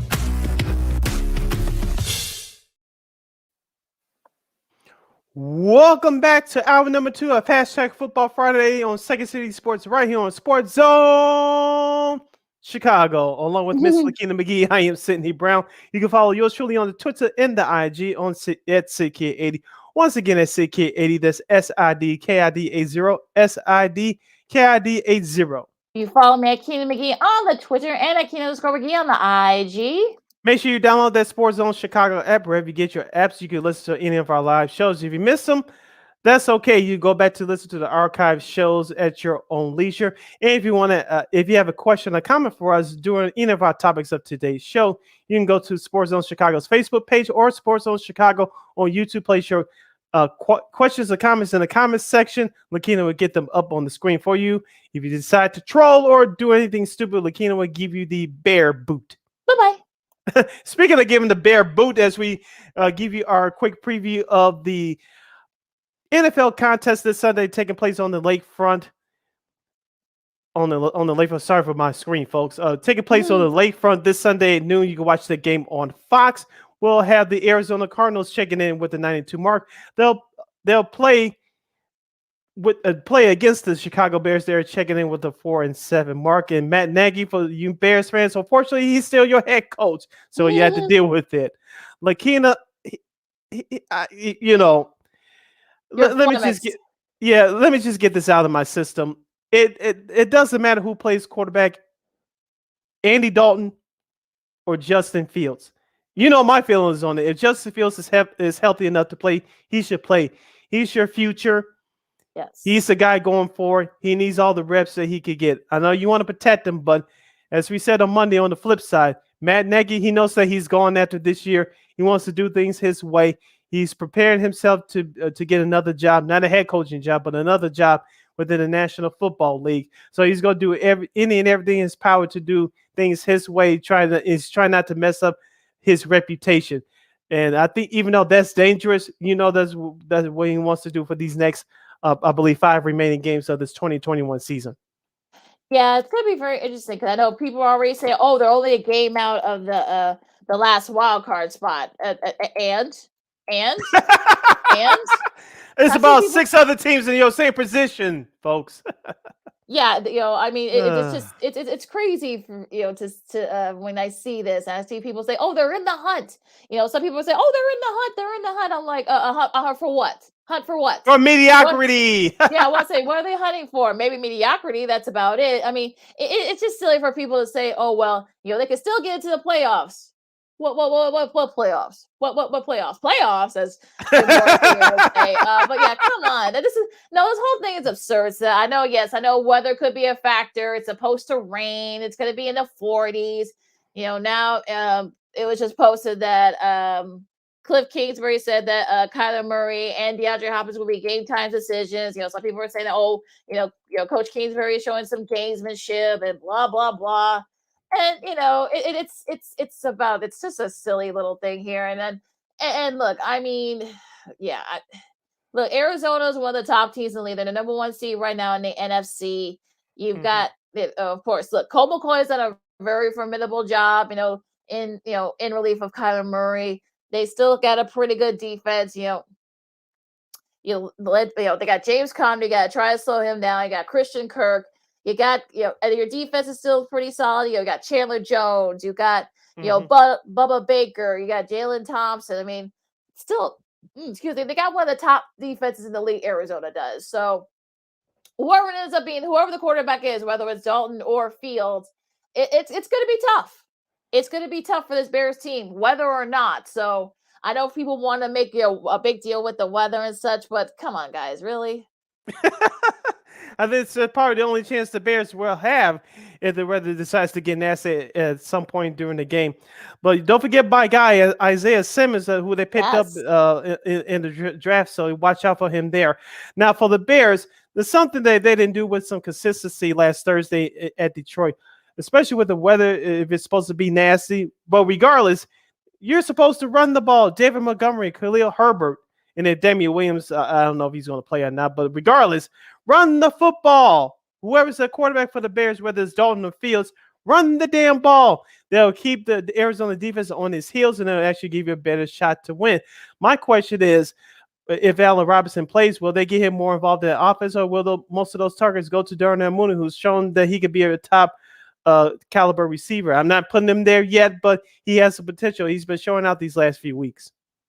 Yeah, like I said, that's going to be very interesting, though. And I think, like you said, I mean, Khalil Herbert, can they keep up? And look, Arizona is one of the top, teams in the league when it comes to turnover. I think they're like fifth, like in the top 5. So they've got a pretty good defense, like you said. And look, if weather is going to be an issue, I mean, just give it to James Conner. This could be a running thing. I mean, especially if it is going to be nasty, as some folks are saying. Although I've heard some people say that they're kind of going back on the rain a little bit. So yeah, it's going to be very interesting. And like I said before, I mean, look, Arizona still has a lot to play for. They can, they can still, they have a shot at the number 1 seed in the NFC. So I think if you're the Bears, I mean, yes, Bears, you've had 10 days off, but remember, Arizona's coming off a bye. So you still got a lot of things, to do here. And look, I mean, I feel like, look, I know some people are saying, Coach Kingsbury is doing the gamesmanship thing by not saying whether or not, Kyler Murray and or DeAndre Hopkins is going to play, but will it matter? I mean, look, congratulations to Robert Quinn for winning Defensive Player of the Month honors in the NFC. But is it going to be enough? I mean, look, I think if you're going to go on the ground game, I'm going to use David Montgomery and Khalil Herbert. I haven't seen anything about the other guys yet, so we'll see what happens. But yeah, I mean, it's just this is again. This was from yesterday. Goodwin didn't practice yesterday. Hicks didn't practice yesterday. Allen Robinson didn't practice yesterday. Roquan Smith didn't practice yesterday. So you still got a lot of. We'll see what happens. I'm sure we'll get stuff posted, right before we go off. But there's still the Cardinals have had their injury issues too, but still have the Bears. So here's the thing for Arizona. One is assuming that Kyler Murray doesn't play. Me personally, I think he's going to play, but assuming that he doesn't. Colt McCoy has done a tremendous job. He's 2-1 in the 3 games that Kyler Murray has missed, and I believe that Arizona has played this correctly. So they won the games they were supposed to win. I know they beat the 49ers and they beat the Seahawks. So the Arizona, like you said, they're keeping up with the Packers as far as the number 1 seed in the NFC. But they're still a good team. But the Bears can't catch them. We'll give our predictions in our next segment. But the Bears can catch Arizona off an off day. I know Arizona has played on the East Coast a couple of times this year. I know they destroyed Tennessee on opening weekend, but that's when the weather was much better. But I think the Bears can do it, but it's a lot of things going to have to go right for Chicago, Lakeena. Can you get any consistency as far as a pressure in the quarterback, whoever plays? And will they create any turnovers, especially early? And can they shut down the run? I don't know if they can do that through 4 quarters. I don't. I don't think they can. I think they can hang on for maybe a little bit, maybe for one, maybe a quarter and a half, but yeah, I just don't see that they can. I honestly don't think they can do it. But again, we've seen weird things happen in the NFL the last few weeks. So, but I just don't think it's going to happen in this case. I mean, like I said before, Arizona still has a lot to play for. And look, I know the Bears. I know that we'll see if Roquan Smith practices, because if he doesn't, I mean, that's really the Bears' best shot. I mean, the Quinn can only do so much, and of course, with Mack done for the year, Khalil Mack, I should say, done for the year. This is gonna be a tough task. I mean, look, James Conner is one of the top rushers in the league. I'm not saying it just because I have him on my fantasy team, but especially if the weather's gonna be an issue, I mean, they'll just give the ball to him and just let him chug it along, keep them off the field. So you just look. There's gonna be a lot of strategies here, differently. And I know people want to say that bear weather, but 40 degrees and raining, that's not exactly bear weather. So that is so overrated. I know. 30, get me started with that. Yeah, I know what you're saying. I know where you're coming from, but yeah, so I don't know. I just don't know. Yeah, so it should be interesting contest from Chicago. That's at 1 p.m. Eastern, noon Central Standard Time on Fox. Calling that game would be Chicago's very own Adam Amin, Mark Schlereth, and Shannon Space. So I believe this will be Adam Amin's second Bears game of the season, because he did the 49ers Bears game on Halloween. So this should be a whole lot of fun, as we'll bring in our girl. She joins us every Friday around this time. We have her for a little bit extra today, as we have other issues to discuss with her as well. She's our home girl from KXRB Radio in Sioux Falls, South Dakota. Here's our girl, Christine, the Queen, whether she likes it or not, Manika. Hello, Christine. Hi. So, what's your beef with me? What's going on? There's no beef. It's just that we just want to. There's no beef. We just wanted to have you on a little earlier, if you could, to talk about some of the other stuff that's been going on. We were just previewing a short preview of Bears and Cardinals. Of course, we'll have our picks in our next segment. So, what's sort of your synopsis of this game? I don't know what's going to happen, because at this point, we're not sure if Kyler Murray is going to start, and we're not sure who's going to totally start for the Bears yet. They have yet to make that announcement. Right. So until I know the quarterback situation, I have nothing to say, because obviously the Bears, I seriously don't.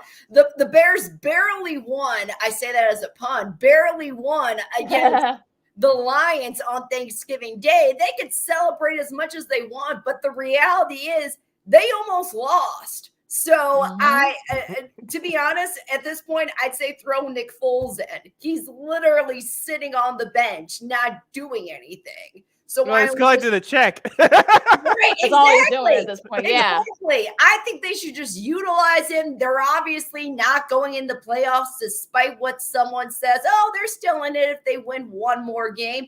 But what if they lose the rest of the games? Because after Arizona, you have the Packers, and then you have Minnesota back-to-back like that. Those are the two biggest games for them in their conference. So I'm not confident that they'll even make it into a wild card position. They're not in the hunt. It's done. So just throw in whoever they want at this point. That was a very long-winded answer, but that's what I think. One more. It's okay. One more question for you about the Bears before we move on to happier topics. What is this season? What is this left for you for this season for the Bears? Where you're looking for this year? Is it about Justin Fields, or what else are you looking for as the Bears close out this 2021 season with perhaps no playoffs?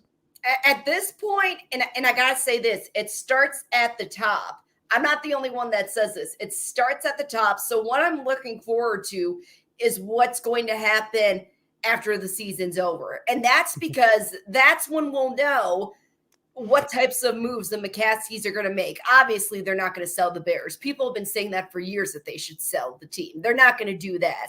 What I think is going to happen is they're going to let go of Pace, and whoever they put in as the new GM, they're going to have him or her fire Nagy. Because they're not going to do it on their own, I don't think. If they didn't do it now, I don't think they're going to do it.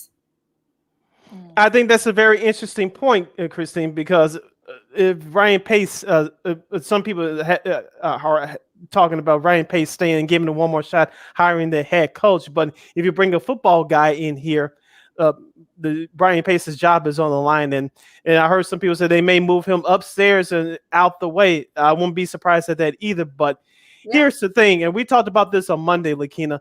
Do you trust the McCaskies, George and Ted Fields, who was your director of finance until you brought him up as team president to get that spaceship that you're playing in right now back in 2003? Do you trust both those people who do not know a damn thing about football? Do you trust them to step out the way until I see it happening? Right now, the answer is no. History tells you that you don't trust either of these people. Okay? Yeah, no.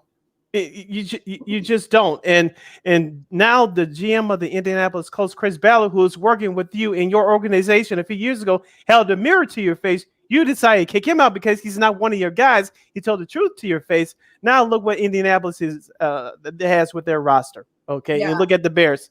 It's night and day. I don't know what else to tell you. The only mistake that the Colts made is getting Carson Wentz, but other than that, they've done great. And look, you got a little love here for a buddy Armando Lara Jr. He said Christine is spot on about the Bears. So yeah, because they're just not going to do it. The McCaskies would have done it by now already. They're going to have someone. They're going to have someone else do it for them. That's what's going to end up happening, I think. If you want to comment or have a question for us during the rest of the show, you can go to Facebook on Sports Zone Chicago on Facebook or Sports Zone Chicago on YouTube. Place your questions or comments in the comment section. Lakeena will get them up on the screen for you. Christine, let's go to some happier topics. So let's talk about basketball, in particular the Chicago Bulls. They're on a current 2-game winning streak. They defeated the New York Knicks at MSG last night. DeMar DeRozan, I think he's a secret candidate for early MVP. He had 34 points, 18 of them in the fourth quarter. I said this earlier. I love watching the Bulls. And the reason why they got out to that big lead last night, I don't know if you had a chance to catch the game, but the reason why they got out to that big lead because they played great defense. Their hands were on the ball. They were in the defender's chest. I know you can't do that consistently in today's game, but the Bulls calling card is defense. We all love scoring. That's what the game is about today. We saw that in their game on Monday against Charlotte at the UC. But defense is their calling card for this team. And I like the tone that head coach Billy Donovan has set for this Bulls team. Yes, offense comes and goes, but if you're not playing defense and giving effort, you're coming off the floor. Yes. I totally agree with that statement. I'm all about the playmakers. I don't care if you have the most points, the most rebounds. If you're looking to see who's open on the court, if you're looking at your wings, if you're looking at your guards, if you pass them a ball, that's a great playmaker. That's someone that wants to give everybody a chance, an opportunity to help this team get to a victory. I know the Bulls have had a little bit of some bumps along the way now with Kobe White having COVID and whatnot. But honestly, I think this team is strong enough to move past the injuries, move past the COVID. And I think they finally found the right ingredients to have a great team. It took them God knows how many years to figure it out. Yeah. Right, exactly. And new management too. Right, exactly. And I think they finally found the right momentum. And with this team, they can potentially go the distance. I'm not going to say they're going to go all the way because this is kind of what we're seeing a new era of the Bulls pretty much. We're seeing a new era. We're seeing new management, new coaching. And so far, I like where it's heading, whether there's injuries or not. Yeah, I mean, what about the rest of the NBA? What's sort of like your early synopsis of like we were like about a little over a month in the NBA season? I think it's hilarious how much flack LeBron has gotten over the last couple of weeks. I mean, I bet the poor guy is thinking I can't even catch a break. But you know, when you're one of the best, you're gonna be looked at a lot more. That's how it's like whether you're in the NBA, the NFL, the MLB. If you're one of the top dogs, they're going to look at you a little bit more because they know that you're big. They know that you can get away with anything that you want. But as far as the rest of the NBA goes, I don't, you know, I think the Bulls have a chance. They really do have a chance. I have unfortunately not kept up with a lot of basketball just because busy with everything else. And I have little cable. So I've been relying on Twitter for all of my basketball information for the most part. Going back to the Bulls, Christine, of course, we talk about Zach LaVine, DeMar DeRozan, and Nikolai Vucevic, who's we told you guys during Monday's show, some people on Twitter complain about Vucevic. Yes, he's coming back from COVID, but to give him a couple more games, he's going to be just fine. He had 30 points against Charlotte on Monday. He had 27 last night, including 5 3-point shots. But who else on this basketball team, referring to the Bulls, has surprised you this year? Oh boy. Outside the big three I just mentioned. Outside of the big three. Who? I'm trying. You're putting me on the spot here, Sid. I don't like this. I don't like it when I put on the spot. Oh boy. Can I say the coaching staff? Sure. Because that's seriously the players out there on the court making the plays, going after the shots, having great defense. It's because of the coaching staff. Yeah, the players have all the talent and stuff like that. But I think the coaching staff finally has a handle on the team to say, hey, look, if you're sick of losing, why don't you listen to us? And then we can go a long way if we have such a synergy, I'll call it. So I'm going to go out of the box and just say you got to give it up to the coaches for handling the team and for handling the adversity and just finding that chemistry within the team.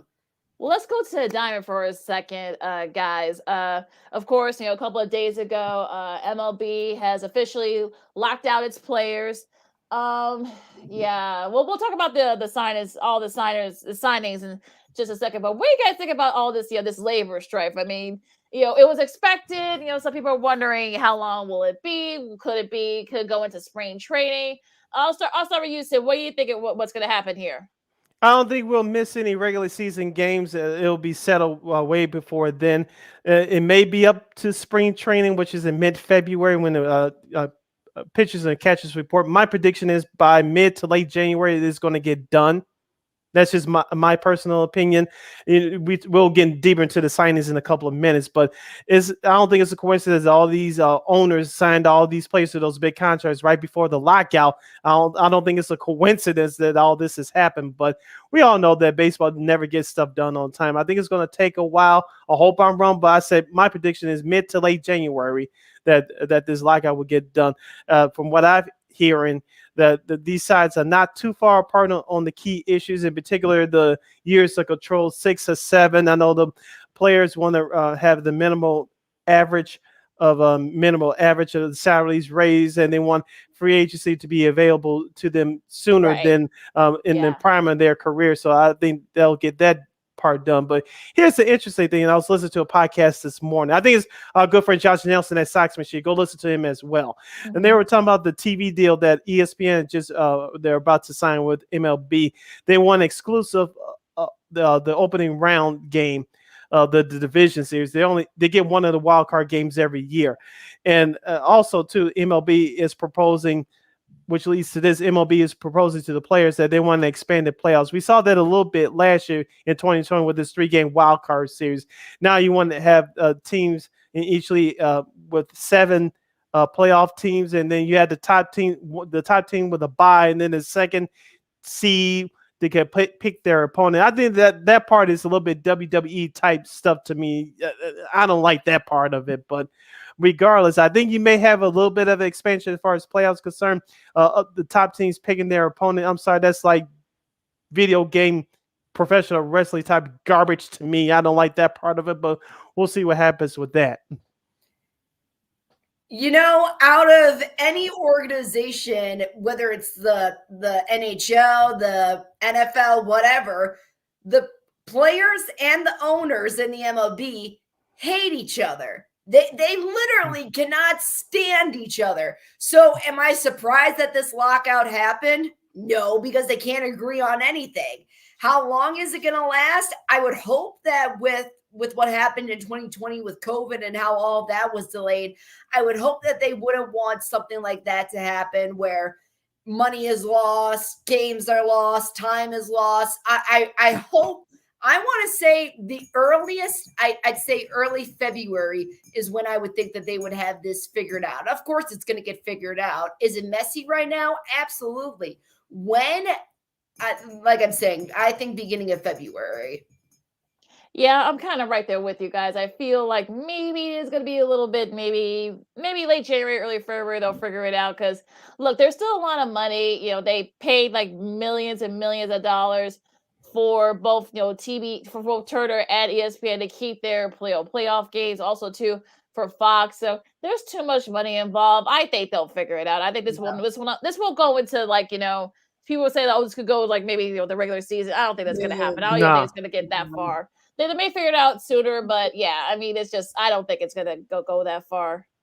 Here's the thing: Major League Baseball has the best crop of young talent we've seen in a long time, and to miss any regular season games, that's going to be a killer. No pun intended. But the last time MLB missed any games was the 1994. Of course, I know it was a year before you were born, Christine. But I know you learn and research your history. But you remember Lakeena, we talked about this plenty of times. The '94 White Sox, they were right there winning the World, as far as on track to winning a World Series after coming off of the now old AL West division title from the year before, and then they got ugly. Of course, a couple of franchises got affected by that, in particular now the Washington Nationals, but then the Montreal Expos. They had a heck of a team, but that 94 strike that killed it for them after that. But I don't think it will get to that point when you miss regular season games. If it dips into spring training, okay, you may miss a couple of days, maybe a week, but you're not missing any regular season games. And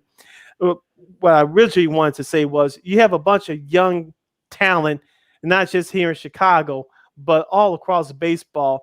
Yes, baseball is just like hockey is a regional sport during the regular season, but come playoff time, we've seen these stars rise to the occasion in the playoffs, and you don't want to kill that momentum. You just don't. Yes, absolutely. I agree.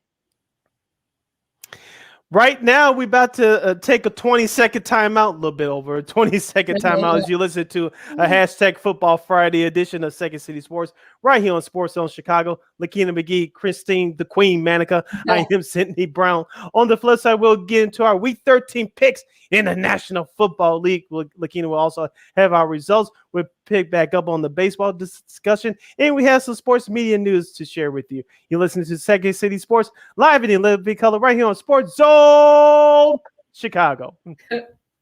AutomotiveMap.com presents the Sports Flash on the Sports Zone Chicago. Rumors swirling that Bears head coach Matt Nagy could be fired after tomorrow's game. It's an 11:30 a.m. kickoff at Detroit. The Lions are 0-9-1. The Bears looking to snap a 5-game losing skid. When asked about it, Nagy said, "That is not accurate. I have not. I have great communication with ownership, with George and Ted and Ryan, but I have not had any discussions."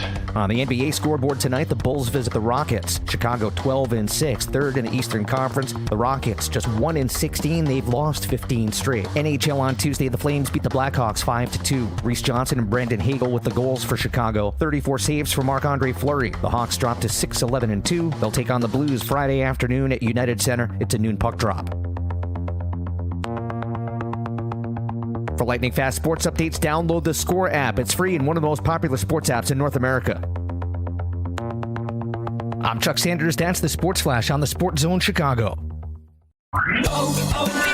O'Reilly. When you need auto parts, O'ReillyAuto.com is just a few clicks away. We offer convenient options for you to get your parts quickly. Order online and pick up for free at your local O'Reilly Auto Parts store. We'll even bring it out curbside. Or you can have your parts delivered right to your door with free shipping on most orders over $35. Visit O'ReillyAuto.com. O'Reilly Auto Parts. Finally, a bed that senses snoring and automatically responds. Meet the Ergo Smart Base from Tempur-Pedic, our first system that detects snoring, then automatically adjusts by raising the bed. Get your best sleep all night, every night. Now, save up to $500 on select adjustable mattress sets during the Tempur-Pedic Black Friday event. Get full offer details at TempurPedic.com. Welcome back to a hashtag Football Friday edition of Second City Sports right here on Sports Zone Chicago, along with Lakeena McGee and Christine Manika. I am Sydney Brown. If you wanted to have a question or comment for us during our last segment of the show, go to Sports Zone Chicago on Facebook or Sports Zone Chicago on YouTube. Type in your questions or comments in the comment section. Lakeena will get them up on the screen for you. This is the last segment of the show, last segment of the week for us. Lakeena, do you have our results from last week? And I do. You're still in the lead, but you know what's it? You know what, Christine? You and I are right behind him. You're about 3 games back. I'm about 2 games back. So we're itching a little ever so closely. Yeah. Whatever. Hate. All right. But you know, we got some breaking news from our buddy Mark Grody, who does silent reporting for the Bears on WBBM News Radio 780, which is the Bears flagship station. Both Justin Fields, Keem Hicks, and also Allen Robinson are listed as either doubtful or out for this Sunday's game. Well, that answers my question. Right? Yeah, right? Yeah, Shocking. Right? Not a big shocker here. Yeah, I mean, I know Arizona's had some injury issues, but so have the Bears. So, yeah. They're saying that Will Cross is a game time decision because he looked. They say he looked pretty good out there in practice. So, but we'll see. A moment of silence for the 2021 Chicago Bears. Thank you. I can't even stay silent for that. Yeah, I think we need more than a moment of silence, but that's a whole nother story there. Okay, let's get to these games, folks. All right. You've got first noon game on Fox. You got the 4-7 Giants versus the 5-7 Dolphins. Remember, Daniel Jones will be out with the neck injury. So, Sid, you start us off with this. Let me go to my cheat sheet. I'm surprised that I need a cheat sheet for this. Miami's favored by 2.5. No Daniel Jones. The Giants still suck. No problem. Cold Dolphins. I'll keep it short and sweet. The Dolphins, I think, have this one. If they could beat Baltimore, anything could happen with them. So Dolphins with this one.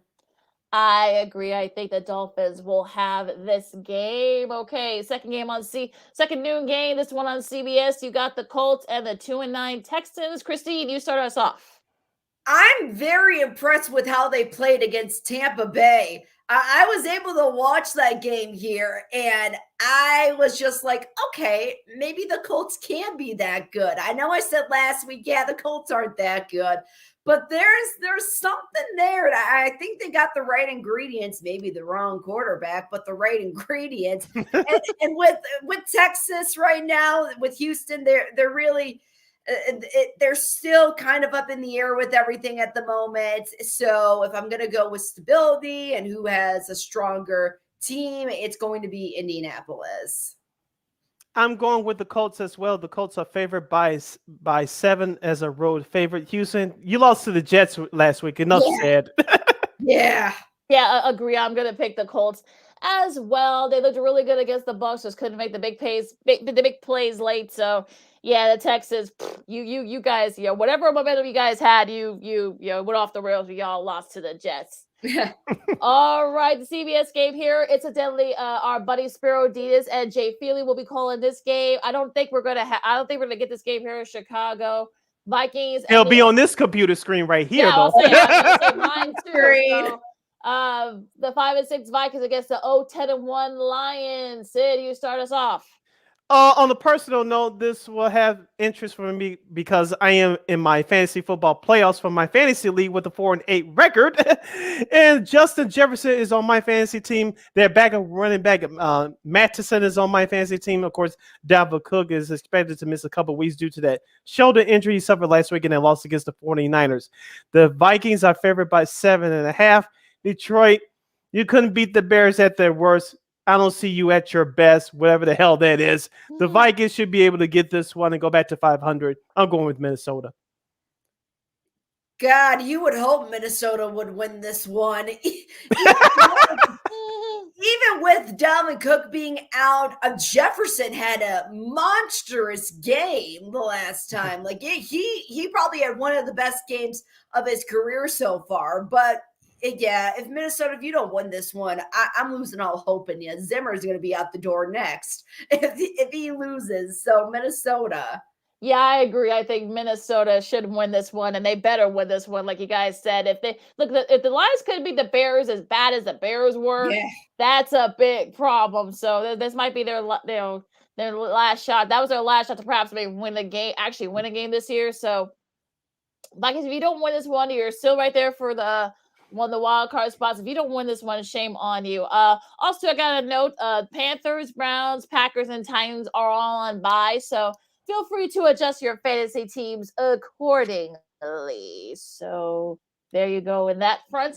All right, next up, you got the 5-7 Eagles against the 3-8 Jets. I'll start this one. Okay, Jalen Hurts, you better not stick it up like you did last week. I honestly don't know what to say about this game. I mean, the Jets, Jesus, I don't know. I don't know what to think about the Jets either. So I'll pick Philly, but if the Jets win, I'm gonna, go throw myself off, off my roof of my house. So I'll pick the Eagles. I'm going to go with sorry, Sid, but I'm going to go first. I'm going to pick. Go ahead. I'm picking Philadelphia, keeping it short and sweet. Philadelphia's favored by 6.5. The over-under total is 45. I'm going with Philadelphia. This will be their second trip back to New York City, technically in the state of New Jersey. They stunk it up last week against a bad Giants team. I do not expect that to happen again. And I picked them up in my fantasy league, the defensive unit, so they better show up. I'm going with Philadelphia. Right. I came to win, damn it. I know. It's fantasy football playoffs time in our league, so I came to win. The defense for Philadelphia better bring it. That's all I gotta say. Okay. On that note, next up we got the Chargers and the Bengals. Christine, you start this one. This was one of the games that I thought, what's going to happen? So with Cincinnati, it's a home field advantage, really close matchup. They had an explosive game against the Steelers last week, Cincy, and I'm going to go with them again. I think the Chargers are going on a downturn right now, and Cincinnati's hot, so I'm picking Cincinnati. I'm going to surprise you guys. I'm going with the Chargers. I know I picked them to lose at Denver last week. I know it was a division game for them, but they're going back on the road again. They shouldn't get embarrassed again. They won a couple of tough games on the East Coast already this year with Washington, a borderline playoff team. They won at Philly a few weeks ago. So I said the Chargers are a playoff team. If they really want to prove to me and to everybody else they're a playoff team, they got to win another tough game on the road with this young squad. So I know Cincinnati is favored by 1.5. I'm going with the Chargers in a slight upset. I'm picking Cincy. I know I've been, lobbying for the Chargers, but that last week's game, I don't think I can trust them. I hate saying that too, because I really like this Chargers team. I like the other coach, Brandon Staley, but last week's performance, against Denver, that just kind of soured my taste for this team. So I'm picking Cincy, and if of course, Justin will probably throw for like 4 touchdowns and make Christine and me look silly, but that's fine. But I'm picking the Bengals. All right, Bucks and Falcons in the NFC South matchup. You know what? I think the Falcons will keep it close, I think, but I think. Look, Tom Brady, this is their shot. I know Antonio Brown. We won't get into that because all that weirdness. But you're a fake baby. We'll leave it at that. Yes, we'll leave it at that. But yeah, I think the defense is playing better lately, so I think the Bucks will do just enough to win this game. So I'm picking the Bucks. Tampa Bay's favored by 9.5. Take them and run away with it. I'm going with the Bucks. Enough said. Going with Tampa Bay too. You got to do it. With or without Antonio Brown, the team is still great. I agree wholeheartedly. Okay, first of 3:00 games, you got the Jags and the Rams. Rams, if you don't get back on track and beat the Jags, I shame on you. Shame on you. This is your shot to. This is your chance to kind of get back on track. So I'm picking the Rams and Rams big. The Rams are favored by 12 points even. Can Jacksonville cover? Can they cover? Can they cover? I'll let you guys ponder that, but we pick straight up winners on this show. I'm going with Los Angeles. Matthew Stafford better have a better game than he has shown the last couple of weeks. Aaron Donald and that defense, they were disappointing last week at Green Bay. So you would think that this is a get-right game for this team against a bad team. I would agree with everybody. It's got to be the Rams for this one. If they don't win, that's everything's up for grabs. That's all I can say. All right, should be a good one here in Vegas. You got Washington coming off a short week with a with a big win against Seattle on Monday against the Las Vegas Raiders. Christine, you start this one. You know, they had a great showing on Thanksgiving in Dallas, a great win in overtime. And you know, I think they're going to be riding on that high. I think they can do a lot of damage with this game, especially them being at home. So I'm going to go with the Raiders for this one. The Raiders are favored by 1.5. Of course, Washington has been playing well, especially without their stud defensive end Chase Young for the last couple of weeks. He's out with the year with a torn ACL. Taylor Heineke has been playing very well, and so he's one of the main reasons why Washington is hovering around 500 and perhaps competing for the playoffs. I saw that game on Monday against Seattle. Seattle's done. We'll get to them in just a minute, but Washington did enough to win that game, and so will they follow the same game plan? They better. I have Antonio Gibson on my fantasy team, by the way. But outside of that, the Raiders are a slightly better team. Looks like they turned things around, as you mentioned, Christine. They did a number on the Cowboys, even though both teams had 14 penalties each. But I'm going with the Raiders on this one. Yeah, I'm picking the Raiders too. I kind of feel like they're at home. Washington coming off that high from that win against Seattle. Yeah, I think Vegas has had like a couple more days off, so I'm gonna pick the Raiders here on this one, but it'll be a close one too. All right, one of America's games of the week. You got on CBS. You got the Ravens and the Steelers in an AFC North matchup. Sid, you start this one. Baltimore's favored by 3. Pittsburgh is an up and down team. I know Baltimore got away with one last Sunday night with Lamar Jackson's 4 interceptions. They barely won one against Cleveland. Pittsburgh, like I said, this has been Roethlisberger's last ride. We're still waiting for that one more performance from him before he calls it quits. Will we get it here? It's tough to predict. I really want to go with Pittsburgh. If we had a coin, this is a full coin flip game for me, guys. I'll be honest with you. I can see Baltimore. I think they'll play better, but they can still lose a close one. Pittsburgh, you just don't know which team they're going to show up. Seriously, I have not make a pick on this game. Any guys have a coin? I got it. You want me to go grab it? Yeah. I'm serious. Yeah, go ahead. All right. Well, Christine's doing that.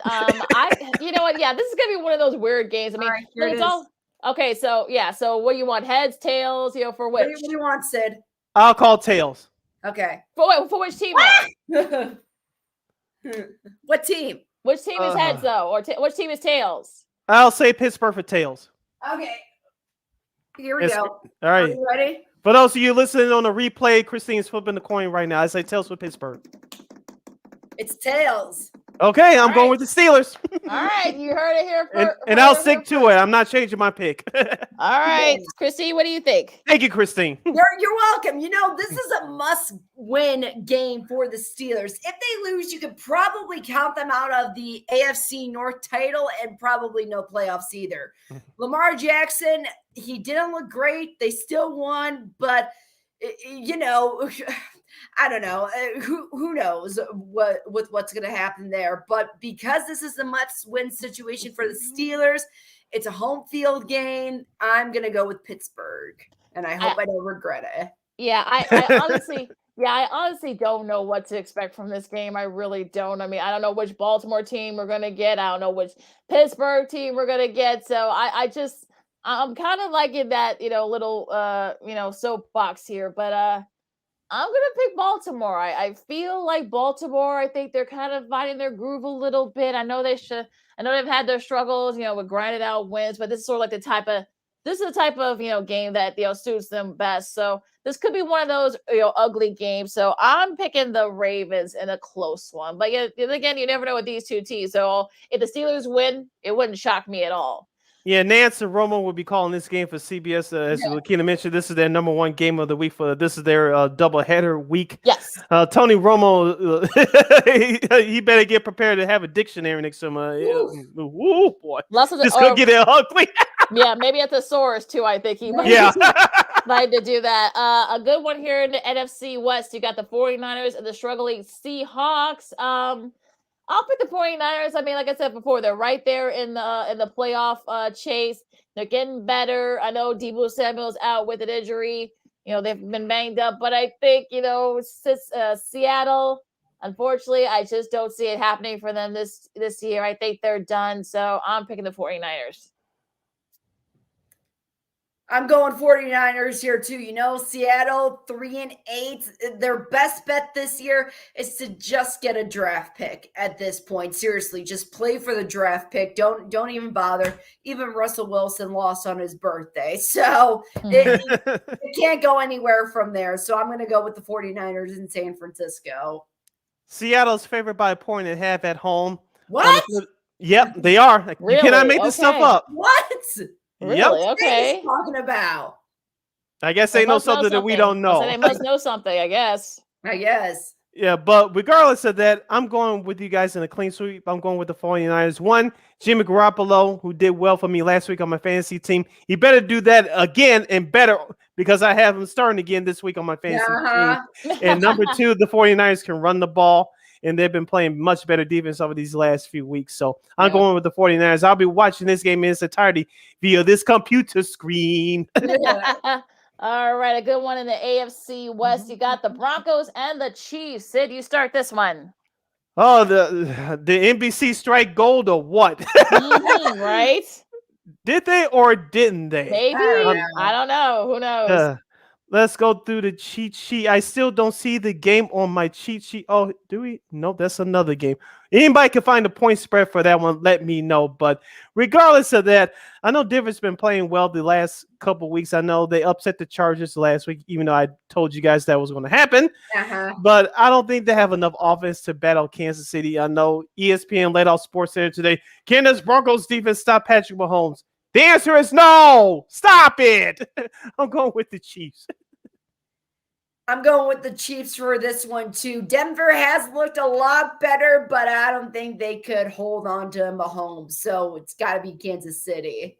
9.5. The Chiefs. Got the Chiefs favored by 9.5. That's the. Yeah, I see it now. Yeah. I would take Kansas City in the points. Yeah. I think the Chiefs. I think the Broncos. You just don't know which team you're gonna get with the Broncos. I just don't see them pulling off an upset here. I'm gonna pick the Chiefs. I just think. I just don't trust the Broncos at this point of the season. I just don't see it. Teddy Bridgewater is banged up. It's just too much. A good one here in the AFC East. You've got the Patriots and the Bills, on Monday night, and we get the Manning cast. So we're definitely gonna have we're definitely gonna have some things to say here, no doubt. I'm sure Peyton and Eli will have a lot to say with both Mac Jones and Josh Allen. This is gonna be this is one of those games where it could go either way, but I'm picking the Bills because I think they're gonna use the rallying cry that folks are kind of giving up on them, but they're going to use that as a motivation. I know Tre'Davious White, I know he's out for the year. He's like one of the heart and soul of that defense. That's a big loss for them. But I believe in the Bills, so I'm picking the Bills in a close one. Although, I might look stupid afterwards, but, that's okay. Feel free to jump at me if they do end up losing this game on Monday night, but I'm picking the Bills. I got to mention, so here's the deal. Mac Jones, as a rookie, went 4-0 in November. Yes. The last player to do that in his rookie season for November was in 2016, and that was Dak Prescott. So, this is going to be a great matchup. I know that this is the first time the Bills will host a Monday night game in December just because, the weather and stuff like that, Buffalo, you just never know. So, the Bills had a great win on Thanksgiving, but I wouldn't be surprised if the Patriots won. And because Mac Jones had a phenomenal November, I think he's going to keep it going with this team. And I'm picking New England for this one. Buffalo's favored by 3. I don't know what the weather's going to be like, but regardless, it's going to be a close game. It's going to be a tough game. Okay. Spoil these kids and these phones. But regardless, we mentioned it's an AFC East matchup. I know New England's been on the roll for the month of November. It goes back to the end of October. Buffalo's trying to get their game back. It's not guaranteed that the Patriots are going to make the playoffs, guys. I know if they win, they'll pull in, I think, within a tie with Buffalo for that AFC East lead. This is a big game, a bigger game for Buffalo. All the pressure is on them. They're at home. And I think they'll win a close one. I wouldn't be surprised if it came down to a last-second field goal. I'm going with Buffalo in the close one.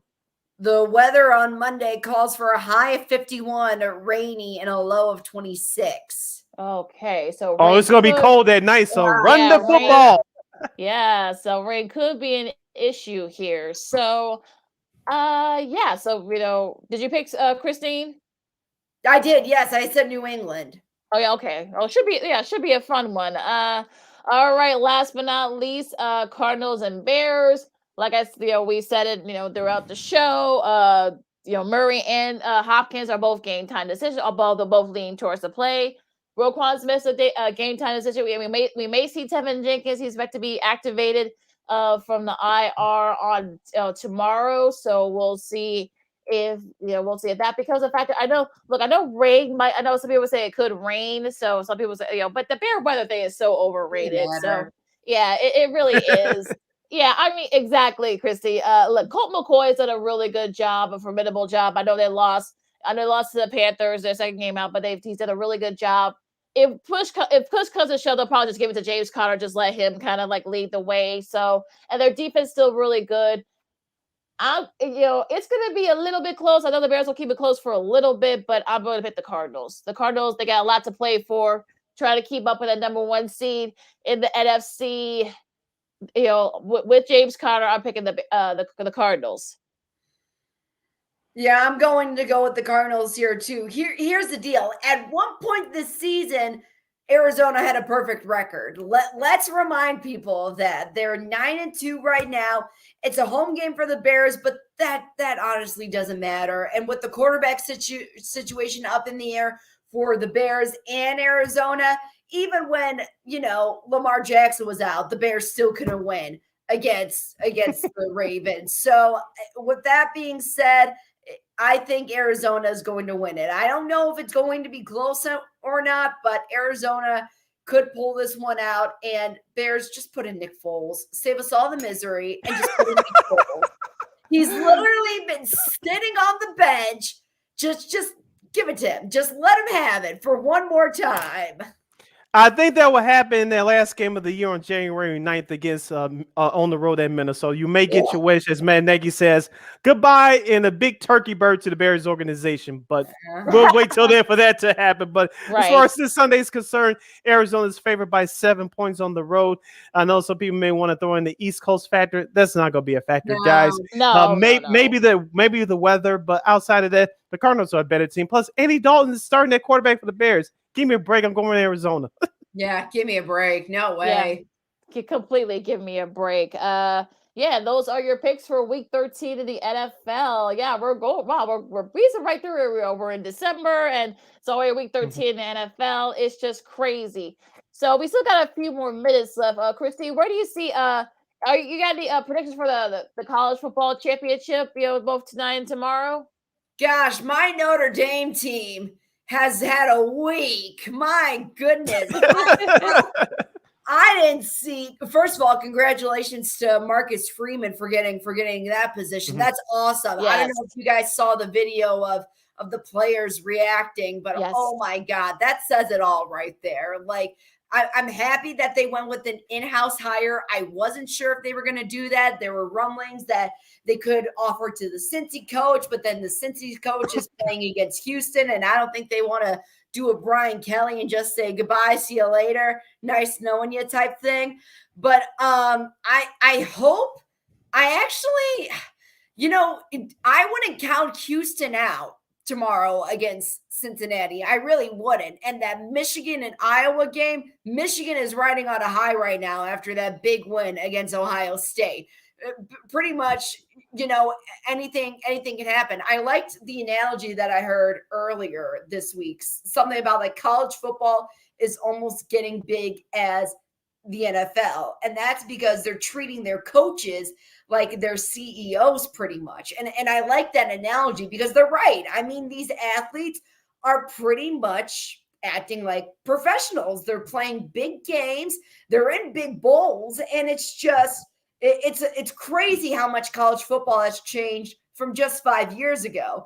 So I think I'm very interested to see what's going to happen with Cincinnati and Houston, because whoever wins that game, Notre Dame's going to play them, or someone's going to play Notre Dame. But we'll see how that goes. And Michigan, I'm hoping that they can get another win out of it, because that would be a big one for them, a huge win. Yeah, they got over Ohio State last week in the big house, and that's the first one under the Jim. Having a fun time last weekend. Yeah, they rightfully so. That's one monkey that he's gotten off of his back. I know, Christine, we talked about this earlier, Lakeena. I know many people, including yours truly, to a certain extent, will want to see some type of chaos tomorrow. You mentioned Cincinnati. Simple, they win. They're in along with Michigan, but in the SEC championship game, Georgia versus Alabama. Alabama must win, or else they're out. It doesn't matter what Georgia does. Georgia's in no matter what. Yeah. I think they're being their team on a mission, but Alabama must win. But tomorrow's Big 12 title game, Oklahoma State wins. You can see a domino effect. You really could. And you know what? I don't doubt Nick Saban and what his team can do. There's a reason why people go to Alabama to play. It's not for the scenery. Okay, it's not for the attractions that Alabama has. It's literally to play for Nick Saban. So I think they're going to find a way to pull out this win. I hope they do, and they'll be back in the playoffs like normal, like nothing's changed, pretty much. Oh, so you got them upset in Georgia tomorrow? I do. Okay. I do. Ooh, okay. All right.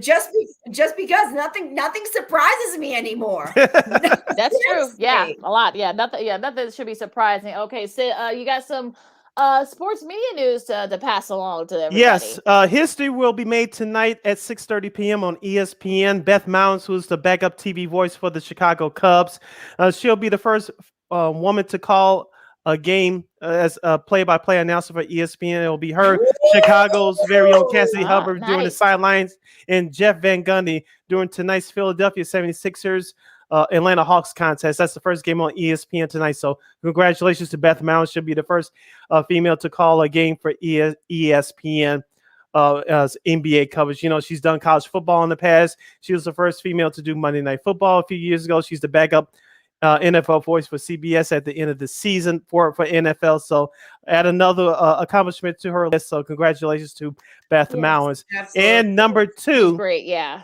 And number two, in the national sports radio news, Maggie Gray, who's been co-hosting the midday show Moose and Maggie on WFAN in New York, she came from CBS Sports Radio a few years ago. You're going to have a prominent female heading the afternoon drive time slot. So Maggie Gray will go from local radio in New York City to national radio. Cool. She'll be taking over the CBS Sports Radio's afternoon drive with Andrew Perloff. He's one of the mega producers from the Dan Patrick Show. So those two will team up starting next year on CBS Sports Radio. And Tiki and Tierney, that's Brandon Tierney and former New York Giants football running back Tiki Barber. They did national radio for the last several years. So CBS Sports Radio, they'll take over the midday spot on WFAN in New York City. So prominent women are taking over these prime spots. So whether we like it or not, get ready. It's here. Oh, we love it. Shush. Yeah, exactly. I love it too, but of course you got those few people want to troll, so I'm gonna back them off. I'm backing them off for you guys. So yeah, it's just and I know Maggie's been doing this for years. I think there's no reason why she can't do it. And look, I think that's a big loss, but also a big gain for CBS Radio, sports radio as well. So another good one. Also, Beth Mounds. I mean, look, I remember when she still does. I think she does volleyball, she does softball. So she's been doing this forever, and I'm glad she's finally getting her due nationally. So good for her. Yep, good for her. Christine, I wanted to give you a real quick shout out. I know we're up against it, but you put out a picture on Twitter during Thanksgiving. I believe it was on Instagram as well. Did you actually cook all that food for Thanksgiving? We did. All right. Oh, The The reason All why grown up. the reason why I'm giving you your props is because, and I do not want to come off as misogynistic or anything like that. If you know me, I just shoot straight from the hip. For those of you, I love my women. I love women of all shapes and sizes and kinds and all that. But I know, unfortunately, Lakeena, you can relate to this. I know you can cook as well. I've seen some of your pictures on the Insta, but I know it's a generational thing. But I remember when my late mother cooked, my late grandmother cooked. You know, women could cook. I know there's some men that cook out here too, but to some, not all, to some of my younger women, my modern women that refuse to cook due to gender reasons or personal reasons, I don't need a cookbook. Yes, you do. Yes, if you need to keep a man and other things, but if you want a man to keep a man and get married and help your man through life and keep him happy along with keeping yourself happy, of course, you need a cookbook. Not all of you. Some of you women out here that I don't need a cookbook. Yes, you do. Cook for your man. Learn how to do it. I guarantee you, the man in your life will appreciate it. Facts. I gotta say this. So the ham that we had, it's from Honey Baked Ham. That's a store here in Sioux Falls. And they have the ham already cooked the way that they do it. So all you gotta do, if you want, you can heat it up for like 2 minutes, whatever. They don't recommend it, but I do it anyway. So the ham was already cooked. My boyfriend, he made the green bean casserole. We both did the gravy and the stuffing. We did a little bit of the mac and cheese, and then mashed potatoes. We just put it in the oven, and that was it. Good. Love it. Well, look, there's all types of apps now. You got the Food Network, you got the cooking channel, you got all types of, YouTube and, Instagram influencers. I mean, yeah, come on, guys. Look, ladies and gentlemen too, learn how to cook. I mean, come on. It's just, if nothing else. Survive. Yeah, exactly. Look, thank you. Healthy, you can splurge a little bit, you can cheat a little bit, but yeah, come on, guys. Learn how to cook. I mean, if not, for anybody else, but for yourself, especially. Yeah. Yes. And if you have kids, teach them how to cook. It's never too early for them to teach them how to cook. No, sir. Teach them how to cook. I don't need a cookbook. Yes, you do. Yes, you do. Well, now, one more quick reference before you get up out of here. Christine, did you ever see the movie Miss Doubtfire? Yes. Good. You guys know what I'm talking about when I reference the scene. Remember Robin Williams? He had on the costume. He grabbed all the prepared food at the last minute. I know some of you folks do that, and we as men in general, black men in particular, we can tell when you cook the food. All that home cooking, the special taste, we can tell. We can tell when you cooked it from scratch, or when you bought it from Jewel or Jules. Yeah, we can tell. We can tell. So if anything else, you need a cookbook. Like Lakeena said, there's no excuses anymore. Right. You need a cookbook. We can tell when it's home cooked or when it's in the grocery store. Oh, you can tell. Okay? You can tell. Yeah. We can tell. So don't fool us. People can tell. Yeah. Everyone can tell. Boy, exactly. Man, this is a very heated debate. I know, right? Yeah. I had to get it off my chest because I was inspired by your picture, Christine, on Thanksgiving. You said you cooked it. I said, I'm going to ask her. And I know she's going to be honest. You cooked it. Congratulations. You're an inspiration. It was a team effort. Good. That's good. Yeah, I think, look, Armando, our buddy Armando even said, look, he's a cook in his family. So, yeah, good for you. Look, I mean. My dad's in my family. Yeah, so exactly. So, look, learn how to cook, folks. Men, women, whatever race, like Sid said, if you have kids, get them starting to cook because, look, it's never too early for them. To learn how to cook. I mean, it's too bad we don't have home economics these days. I would have I would have kicked butt in home ec, when I was in high school. My high school friends, we say it all the time. My favorite cooking show as a kid, I used to watch the Food Network all the time. So Iron Chef, I love that. Yes. I love Emerald and his Bam Bam. I love it. Rachel Ray had her show $40 a day. I love that. Or Good Eats. That was another one that I like too. Oh my gosh, this brings me back. Yeah. Yeah, well, so all those shows are on YouTube, or if you got Discovery Plus, you can check those out as well. So yeah, there are multiple places where you can learn how to cook and everything else. So there's no excuse anymore, folks. You can't use that as an excuse. But all right, what are you guys looking forward to this weekend? Really quick. Championship Saturday for being college football. Go Georgia. Oh my gosh. Watching football on Sunday and then sleeping. I'm just recovering from a cold. So I've been having my tea and eating my soup. So I'm just gonna relax and not do anything. Yeah, probably a smart idea to slow down. Yeah, championship Saturday for me, of course, in the NFL slate. Also, too, you got some, also some great college hoops matchup. I think Kansas is playing St. John's tonight. Marquette's playing Wisconsin tomorrow. St. Joe's at Villanova in their, Philly Big Five showdown there. So yeah, some great matchups too. You got, college football winding down. You got college hoops, starting to, get in the full swing. Some of their conference play starting. Yeah, so a lot of great sports coming up this week. Yeah, we're in December, so we're getting kind of to the nitty gritty. Also, too, shout out to the Blackhawks. They beat the Capitals last night. Yes, Elzo Ovechkin and company. Yes, in the shootout. Yeah, so shout out to Patrick Kane with that tremendous goal in the shootout. 7-3 under the King, Derek King, the head coach. Yeah, 7-3. Yeah, so he's starting to earn it. We'll see how he does in the end of the year. Hopefully, maybe the Hawks can make a playoff chase for a playoff spot. Maybe. All right. They got a tough one tomorrow night at MSG against the Rangers. Yeah, that should be. It's called the New York Strangers. Although they're having a better season, I'm talking about the New York Rangers. They're the top 3 in the Eastern Conference. So that should be a fun one there. We'll see how they do against the Rangers. But on that note, you can follow me at Keenan McGee on the Twitter and at Keenan_McGee on the IG. You can follow yours truly, Sydney Brown, on the Twitter and the IG at CK80. Once again, that's CK80. That's SIDKID80. SIDKID80. Christine, where can the lovely people follow you? They can follow me on Twitter at _KXRB. Right? Wait a minute, right there. I know she picked up some followers over the last few weeks. We're proud of you, Christine. Yes. I don't know. I don't keep track. I'm about to say I don't. Oh, she's a humble brag. I don't either. I'll either, Christine. Don't worry. Yes, as our buddy Armando said, he said the same thing. Look, be safe out there, folks. Wash your hands. Just be safe out there, folks, because it's getting a little crazy out there. So let's, especially with the holidays coming up. So let's be good to each other. For Sid and Christine, I'm Lakeena. This has been Second City Sports on Sports Social Chicago, and we'll see you next week. To my young ladies and everybody else, you need a cookbook. Yes, you do. Till next time, holla.